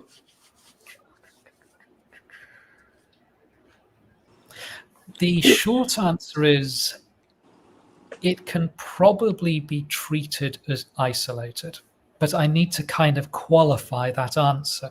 Okay. When someone says, or when an astronomer says the universe, what they are really doing is saying, they don't say this because it would just be too many words, but what they're really saying is the observable universe. They are saying the limit to how far you can see, the limit to how far you can get information. So when we talk about our universe, we're talking about as far as we can perceive. So the highest redshift galaxy is the current limit of, if you like, how far we can perceive things to be, and therefore the limit of our ability to observe things. Now, whether or not that is closed or isolated, there's two ways to answer that. One is to say, well, by definition, that's isolated because that defines how far you can see. That defines how far you can perceive things to be happening. So by definition, because you cannot perceive farther than that, anything beyond that cannot be affecting what you're observing, and therefore what you are observing is by definition isolated. Now, to be honest, that's a kind of a dodgy answer, because what that's sort of saying is, well, it's isolated because you cannot perceive evidence for it not being isolated. But at the same time, that's kind of getting at the heart of what constitutes evidence in astronomy. Evidence in astronomy is limited by how far you can see. And if you can only see so far, you cannot get information further than photons can have traveled. And so literally by definition, therefore, what you perceive is like defined as being isolated. Now, the broader question, is there a reality beyond that, beyond what we can see? The answer to that is probably, but again, it's kind of a difficult question because we can never, by definition, get direct evidence of that. And so we can never know anything about it. I mean, your question effectively could be regarded as a way of stating a thing called the anthropic principle, which has caused more arguments over coffee in astronomy and physics departments than anything else. But it's essentially a way of kind of stating, how do you know things? Like, what limits can you set on knowledge? And they ultimately always come down to how far you can see is all you can really talk about with any degree of certainty. Oh, I like that. Appreciate it. We got Anthony. Hey, right there. That was a serious one. That's a replay. You got to replay that. That's a replay. This is a replay show, y'all. It's a replay. Oh yeah, It is- no doubt. Big. No doubt. This is some very high level information. Very high Fact. level.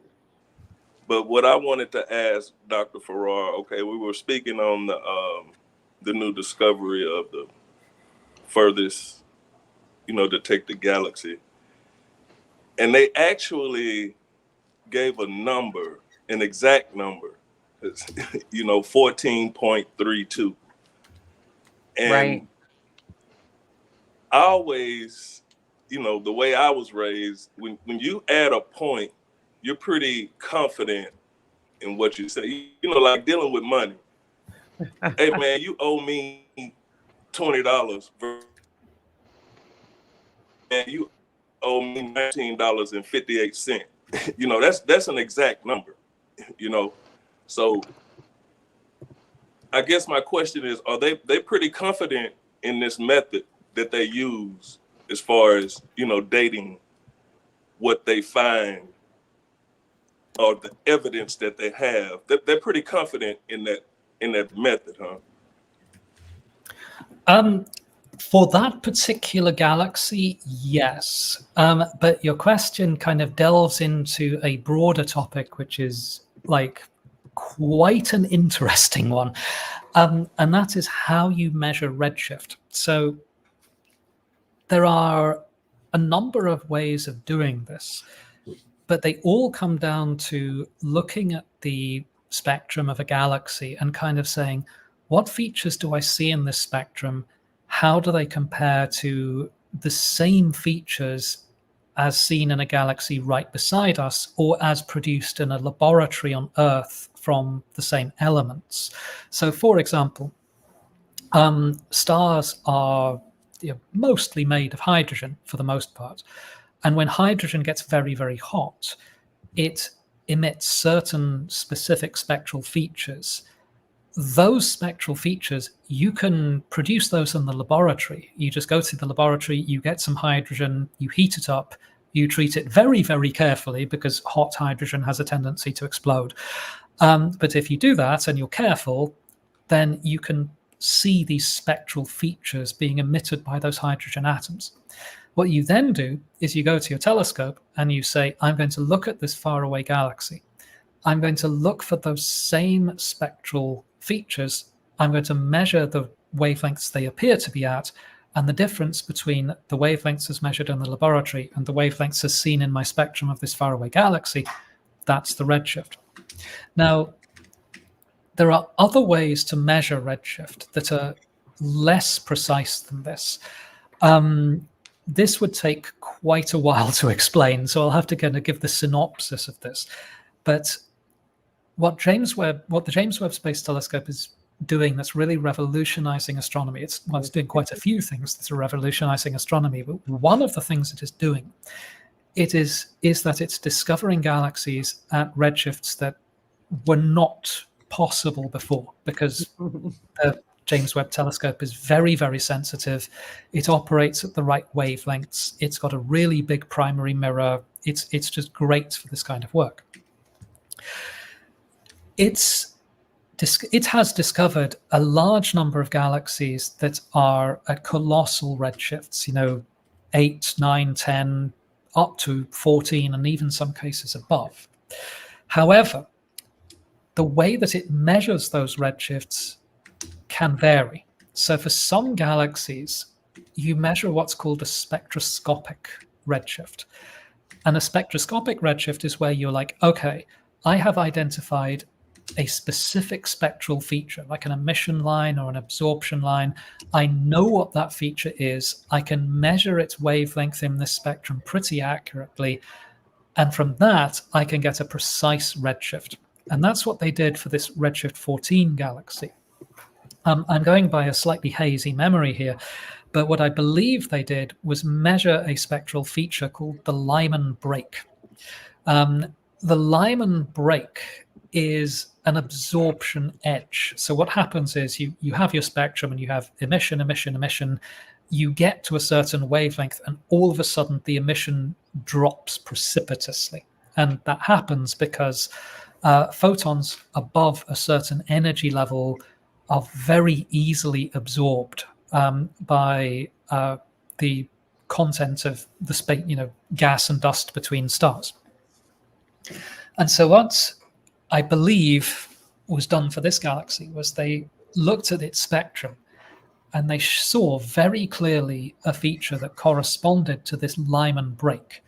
But for this feature to be the Lyman break, the galaxy had to be at this colossal redshift of 14. When you have a specific spectral feature like that, you can be pretty confident in the redshift you give. You can assign a redshift with numbers after the decimal point. It's like your analogy with money was actually a really good one. It's exactly that. You can be confident of that level of precision. There's another way of measuring redshifts, which is called a photometric redshift. And in that case, you don't really identify a specific spectral feature. What you're kind of what you're doing in that case is you're saying, what does the overall kind of pattern of emission from this galaxy look like? Like, what's its shape of the emission over a wide wavelength range? You don't have the resolution to get a specific spectral feature, but you can kind of get an outline idea of the kind of the shape of the emission. Like, is there more blue? Is there more green? Is there more red? You can do that, but you can't get a specific spectral, emission line or an absorption line. In those cases, you can still measure a redshift, but generally speaking, you're going to be kind of significantly less confident about it.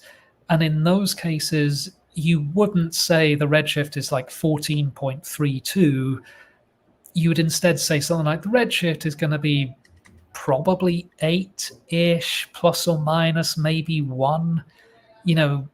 You would be significantly less confident. You'd have a much bigger uncertainty. You can still use it. You can still do good science with it, but it's not going to be as precise. Precise redshifts, you need a specific spectral feature that you can say, this is what it is. This is what its wavelength is on Earth. This is what I measure it to be. The difference gives me the redshift. Then you can be confident. Got it. So basically, you what you're telling me is spectroscopy is really key in the field. Hey, you remember probably about a couple of years ago, me and you did a show. You was talking about Bronson, and we was talking about the spectroscopy and how important it is in this field. And that's another thing we do on this show, Dr. Farrar, is we want to encourage the young people to go to school, of course, in whatever field, but give them ideas of or ways that they can make a career out of this. And that's one of those ways, being able to analyze the light from all this data that we're getting from all these space observatories. Oh, absolutely. So I just wanted to add that little point. But go ahead there, Ms. JuJu. Yeah, I was gonna first I'll start with the rest of the panel. Anonymous Preem. What up, PK family in the building? Did you have a question for Dr. Farrar? Well, yeah. This is kind of for my understanding, and it kind of relates to what he was saying about the observable universe earlier. Every time I see a map of the universe, they have the Milky Way is at the center. Now, is that because of that phenomenon of the observable universe? Because no matter what direction we look, we can only see as far as we can see. And that's why it's kind of a circular type of a circular shape. And I guess my question was to kind of give me another point in reference. Say if you were in another galaxy, say Andromeda, if you were to look at the universe from that perspective, would it kind of look the same, meaning in every direction, Andromeda would be the center, and it will just be that because that's just the limit of what we can see? No, Dr. Farrar, can I practice a little bit? I'm sorry, say again? Can I practice a little bit? Absolutely, sure. Yeah. I feel like I want to flex because we did this in the homogeneity of the universe and the isotropy of the universe. And the answer Right. is yes, but I'll let Dr. Farrah go in and expound some other details about your question. Sure. So, I mean, I'll first say, yep, that's spot on. That's the right answer. I'll also say that is a fabulous question. I'm genuinely impressed. So the answer to your question is yes, you're absolutely right. So when you see a picture of the universe drawn, the Milky Way is always at the center because that's where we are. And every direction we look, the furthest away thing we can see is effectively limited by, well, two things. One, the speed of light, and two, the expansion history of the universe itself. Because the furthest away thing we can see is not limited just by the speed of light. It's also limited by how the fabric of space-time itself has expanded over the course of time since the Big Bang. So, the furthest galaxy we can see is a lot further away than the age of the universe multiplied by the speed of light. Now, that essentially means, though, that in all directions we can see roughly the same distance away, which means if we draw the observable universe, as you put it, see the same distance in all directions. And so if you draw a map of that, it looks like a circle with us at the center. A huge part of the reason for that is exactly what I'm sorry if I massacre this, what Miss JuJu was saying, that isotropy and homogeneity are key to that, because if the universe was not isotropic and homogeneous, you would not see that. You would see something different. But because observations have shown us that the universe is isotropic and homogeneous, that's what we observe. Your follow-up question about what would we see if you hopped over to another galaxy, I actually use that exact analogy when I'm teaching undergrad classes on this. And what you said is exactly right. If we didn't live in the Milky Way, let's imagine we live in another galaxy, but let's make it a faraway galaxy. Let's make it a galaxy like 1 billion light years away. I mean, the Andromeda galaxy is 2 million light years away. Let's go a bit further. Let's go 1 billion light years away. Now, I'll first say, to be very strict and scientific, I don't know for sure what that would look like because I've not done that. I've not done that experiment, so I cannot be certain. However, if you take the current sort of accepted model for the universe, then what you would see if you lived in that galaxy is that in all directions you would see roughly the same distance. The universe would look isotropic and homogeneous. And if you were living in that galaxy and you decided to draw a map of the whole universe, you would get a circle and your galaxy would be right in the center. And the Milky Way would be just one of uncountable billions of galaxies about 1 billion light years away from you, that according to you was moving away from you, just as we in the Milky Way think that other galaxy is moving away from us. But your description is exactly correct. Okay, cool. Because now my mind is expanding, and I'm like, wow. I'm trying to imagine, doing the Einstein thought experiment thing. I'm trying to imagine what the universe looks like at the edges of what we see. Like past, how far past can they actually see? Can they see like the full as far as we can see, even though they're at the edge? And then that just is like, it's kind of mind blowing because it's already astronomically big numbers. And then to think it could be even something even further, going in either direction, whatever direction you're going. If you're out there and if you're I'm in the Milky Way and I'm looking to my right. Now, if I go all the way, and if I could suddenly like transport all the way to my right as far as I can see, what does that person see from that perspective to their right? That's kind of where I'm going with it. Like just mentally, just kind of trying to understand and fathom just how big this thing is. Yeah, and that like is the unobservable universe. Yeah, and that is a fabulous thought experiment to do, because that kind of thought experiment kind of really informs the ideas of, well, what does isotropy and homogeneity really mean? You know, a lot of this stuff with cosmology and astronomy, the concepts and the words are so mind-blowing that sometimes they can scare people away. They can kind of make people think, oh, wow, that sounds so weird and magical. It's not even worth trying to think about. But what you're doing there is exactly right. The way to understand this stuff, the way to kind of peer deeper into the mysteries is literally just to basically sit and think deeply and do thought experiments. I mean, Einstein has this reputation of being this brilliant, quick thinking scientist.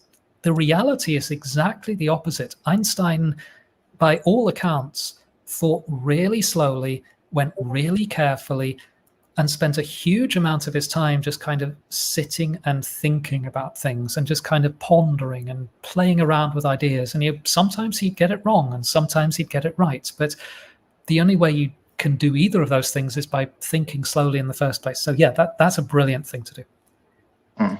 Nice. I'm so sorry to my sister, Lady Killer, Miss Tiffany. Did you have a question or anything?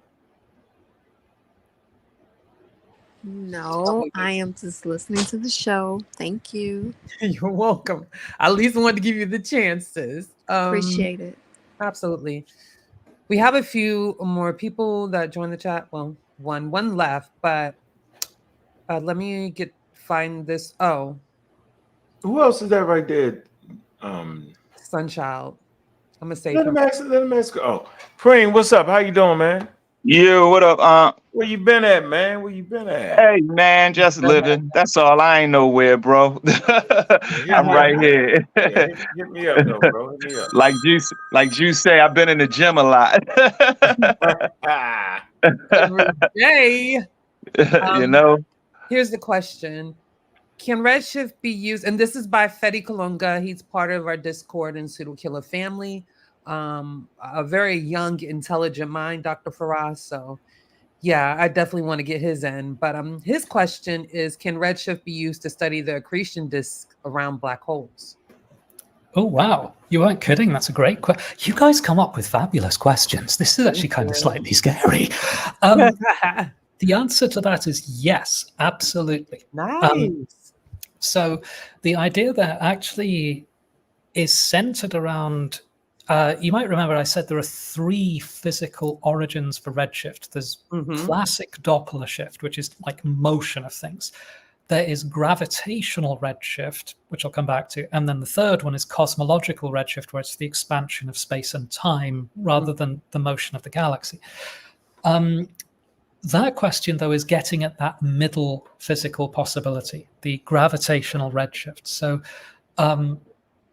accretion disks are, just to set the scene a little bit, when a black hole has lots and lots of stuff falling into it, what happens in that situation is you form a thing called an accretion disk. And the reasons for this get a little bit complicated, but to kind of give a synopsis, it is virtually certain that all black holes in the universe spin really, really fast. There's a variety of reasons for that, which I can go into another time. But the upshot is they all probably spin really, really quickly.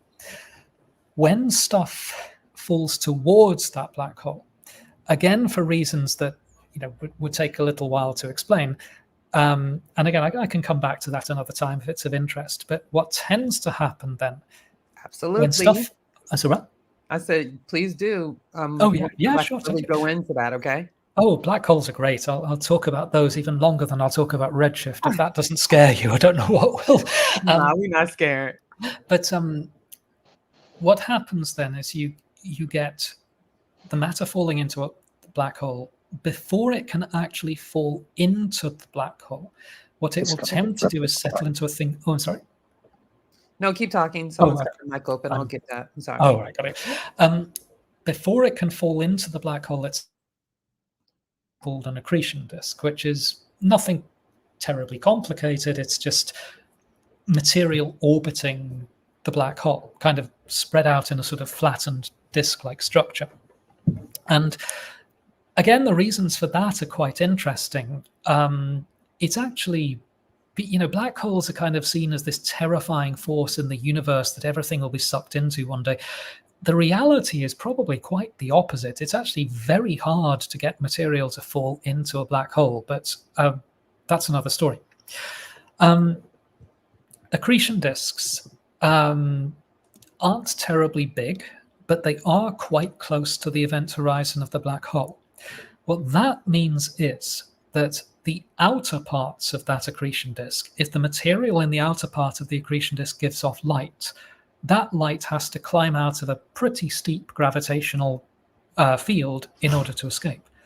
But if material in the inner part of the accretion disk produces light, that light has to climb out of a much stronger gravitational field to escape, because that material is closer to the black hole itself. What that means is that you can use the perceived gravitational redshift of light coming from the accretion disk around a black hole to start to study the structure of the accretion disk itself. You can say, okay, this light must have come from the outer parts of the accretion disk because its gravitational redshift is not too big, but this light must have come from material that's in the inner edge of the accretion disk, quite close to the event horizon of the black hole, because its redshift is much, much greater. There's a few other sort of complementary diagnostics you can use. So, for example, if there's a fire truck going past, you might hear some Doppler shift. I know, that's funny. I was thinking the same thing. So there's a few other diagnostics you can use. So, for example, the material that's closer inside the accretion disk, that material will tend to be moving faster, which means it will tend to be hotter, which means that the radiation it's giving off will tend to be higher energy to begin with. And so there's actually, I don't personally do this, but some of my colleagues use X-ray telescopes, the very, very high energy photons, very high energy light, to study accretion disks around black holes. And what you can do with X-ray light is, if you're very careful, you can see light that's coming from the inner edge of the accretion disk. And potentially even you can watch material. You can't quite do it in real time, but you can see evidence of material coming off the inner edge of the accretion disk and falling into the black hole itself. And a central part of this kind of analysis, a central part of being able to do any of this, is the correct interpretation of the gravitational redshift of this material as a diagnostic for where in the accretion disk it is coming from. So it was a great question, because this is active research that is ongoing as we speak. It's a tool that astronomers use.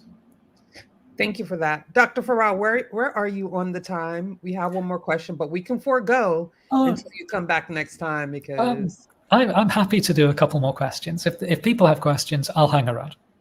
Thank you so much. But we don't want to abuse your time. I just want to let you know that we're good. It's totally fine. Okay. I have no plans for tonight, so it's totally fine. Yay. Okay. So this is by Kyle. He was in the back earlier, but his phone was dying. But he's a great supporter of our platform.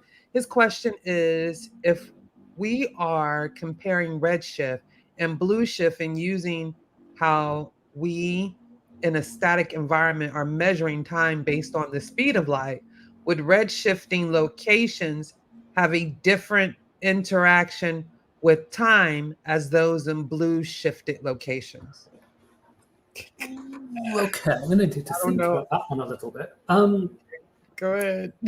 It depends a little bit on what sort of redshift / blue shift he's referring to. So if this is referring to redshift or blue shift that arises from the first of the three possibilities, so the classic Doppler shift, in that situation, the answer would be almost certainly not, because those kinds of velocities, by human standards, the velocities are huge, 100 kilometers per second, or sometimes even more than that. But in terms of comparisons to the speed of light, or to the kinds of velocity you infer from the expansion of space-time itself, those velocities are absolutely tiny. And so the effect wouldn't really be perceivable. So to put that in a slightly more precise way, if you talk about the perception of time based on sort of classic Doppler shift, when something is blue shifting or red shifting, the answer there is that unless something really crazy is going along, if those two, if there was a clock set up in both locations, the clock would basically run the same for both of those places. You wouldn't notice anything peculiar. That's the easy answer. The much deeper answer comes when you consider instead cosmological redshift. And there, you don't get blue shift. It doesn't exist in that setting because we live in an expanding universe. Now, if you flip that around and say, well, hang on a minute, if we're in an expanding universe and you see redshift, what would happen if we lived in a contracting universe? And the answer there is, if we lived in a contracting universe, we would see blue shift instead of redshift. So we know from that the universe is expanding and not contracting, but it also means that redshift is, on the cosmological scale, all that we see. Now, in that setting, there is a subtlety. So, for example, if you had a clock on the table beside you and you look at it, it will run like a normal clock, one would hope.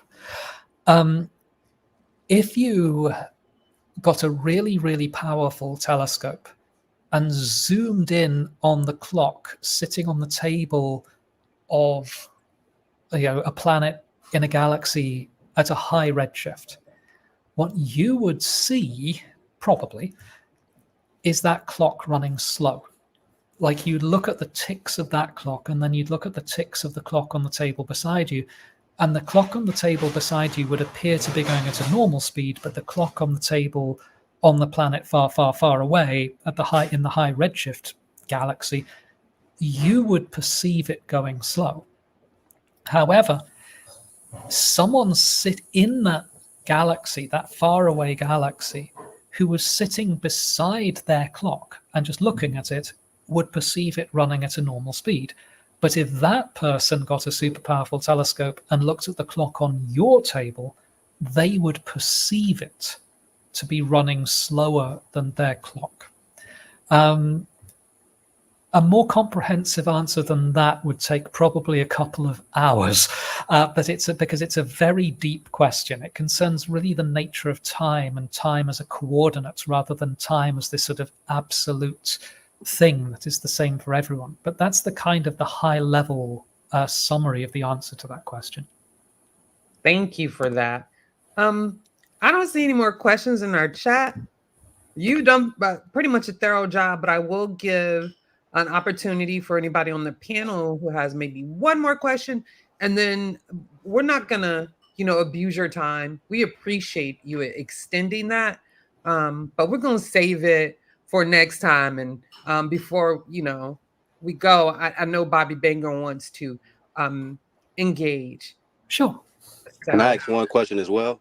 I had a interesting question. How you doing, Dr. Farrah? How are you? I'm doing well. How are you? I'm good. Thank you for the clarity in regard about for the question about accretion disk. I had another question. So does quasars, right? Does quasars, given the fact that it has high redshifts, can that give us, I guess, some insight into the development of supermassive black holes and like the early stages of galaxy formation and things like that? Oh, wow. Okay. That's actually kind of literally the stuff that I do research on. So go in. Like, you're literally going to get me going on that one. I'll try and keep this brief. The short answer is yes, absolutely. And in fact, quasars are arguably one of the best ways that we can study the buildup and development of the supermassive black holes that live in the centers of galaxies. The reason for that is that a supermassive black hole, that phrase sounds incredibly impressive, and oh wow, supermassive black hole, that's got to be this great, big, huge, impressive, bright thing. The trouble with black holes, though, is that if they're not accreting any matter, if stuff is not falling into them and they're actively growing, they don't give off any light at all. And that basically makes them virtually impossible to see. The only way that you can study a supermassive black hole that's not accreting is by using other things to kind of indirectly infer its existence. And that, you can use that to tell it's there. You can use that to kind of tell that how heavy it is. So one way you can do that, for example, is you can look at a galaxy and you can look at the way that stars move in that galaxy, and you can say, well, there's got to be an enormous great black hole there for the stars to be moving in the way that they are moving. Mm-hmm. However, outside of galaxies quite close to us, that's not really possible. And so the only way that we have to study the buildup of supermassive black holes in galaxies across the history of the universe is by using quasars.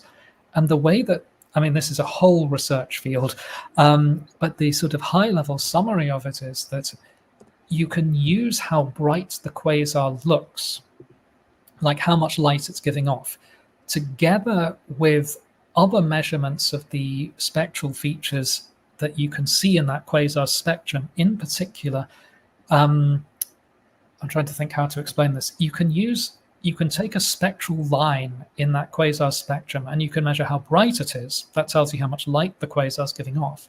Mm-hmm. But you can then also measure how broad that line is. And this again would take a while to explain. But the upshot of that is that tells you how quickly the gas accreting onto that black hole is moving. And so you've got these two complementary measures. You've got how much light is the gas giving off, and you've also got how fast is that gas moving. And those two pieces of information together tell you, with some tricky-ish calculations, but they tell you how quickly that supermassive black hole is accreting new material, and therefore how fast it's growing. You can then use that to kind of connect supermassive black holes into a broader picture of how galaxies themselves grow and how supermassive black holes themselves may affect the growth of the galaxies that they live in. But a huge part of that analysis, a huge part of all of that study, comes from finding and understanding quasars. Thank you. I appreciate that. Mm-hmm. We have a quick question from Audio. He asks, is the telescope in Hawaii still getting built? He says there's some political implications to that. You know anything about that? Just, quickly. I don't know a great deal about that. The telescope in question is called the 30-meter telescope, or the TMT. I think it would be fair to say there are issues about it. I am not qualified to speak about this, and so I can only give a brief sort of thing. My understanding is that there are strong feelings from several groups on that particular topic. There are obviously groups who are quite keen for the telescope to be built. There are groups who are not so keen for the telescope to be built. I think the only thing that I would feel qualified to say is that the issue is, I think, a complicated one and a difficult one, and has much more history behind it than I think that most stories about the issue will let on. I don't know the current status of it. The last I heard was that there was no ongoing construction work. Okay. I do not know the current status or when construction work may or may not begin again. No problem. So I will ask, because I don't know, it's been a while though, but this have something to do with the natives or the tribals when that telescope was going to be built? Or no? If not, we don't have to go any further. I believe that some of the groups who are opposed to its construction are from the native Hawaiian community, yes.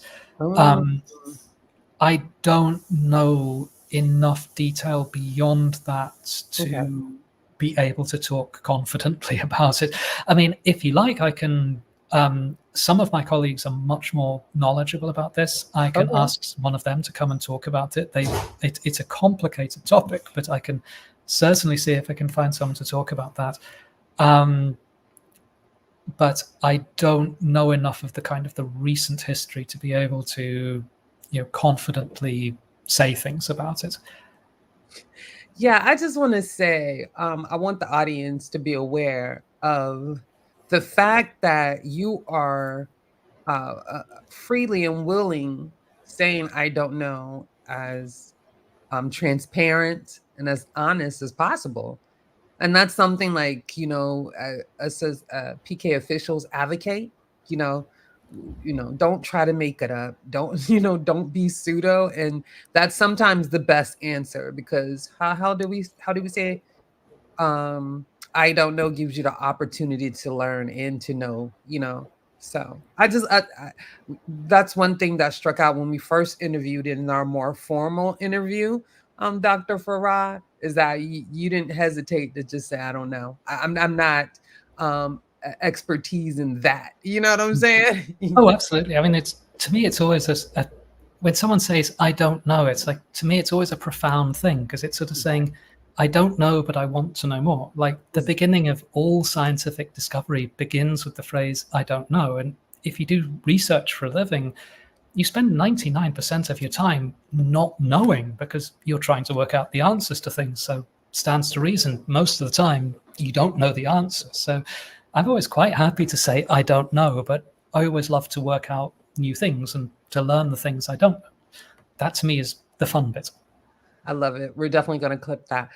Any last questions from anyone on the panel? If not, we're going to close this. Bobby Banger, sorry, I'll give you a minute, but I know you. No. I appreciate you stopping through, Professor, getting this class. Good class. It has actually helped elevate the community in ways that, they'll figure out when they start listening to the download.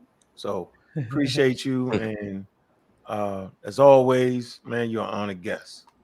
Oh, it's really my pleasure. I really love doing these things. You guys are fabulous to talk to, and I always feel I learn things when I come and talk to you guys too. So it's a two-way street. Thank you. Can't wait till the next one, man. Appreciate it. I know. Did you have anything else, Ken, to close your remarks? Okay. Nah, that's all, man. I think, man, once I'm gonna go back and watch this again, because I know facts. There's a lot of stuff packed in this one. So appreciate them again, man. Anthony, you got the final word, and we're out of here. Oh yeah, I just, as I tell you all the time, Dr. Farrah, I really do appreciate, you giving us your time, schooling us, on what's happening in the cosmos. Very, very dear to me. Like I said, I do appreciate it. And like Miss JuJu said, the transparency, it's what we're all about.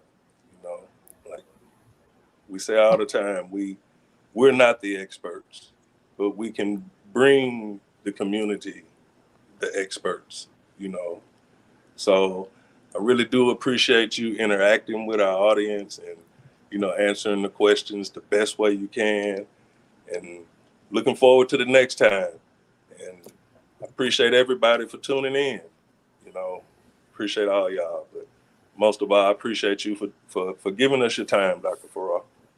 Oh, as I say, it's always my pleasure. And hey, I mean, the schooling goes both ways. I mean, as I say, I learn stuff when I come talk to you guys. It's always great. Thank you. But did you have something else, Dr. Farrah? I cut you off. It's always. Oh no, I was just saying I'm happy to come back, and it's always cool. Just let me know when you want me. Oh man, we finna do that. All right, y'all. Good night, y'all. Thank you for coming out and supporting us in our what is it, Wednesday night class.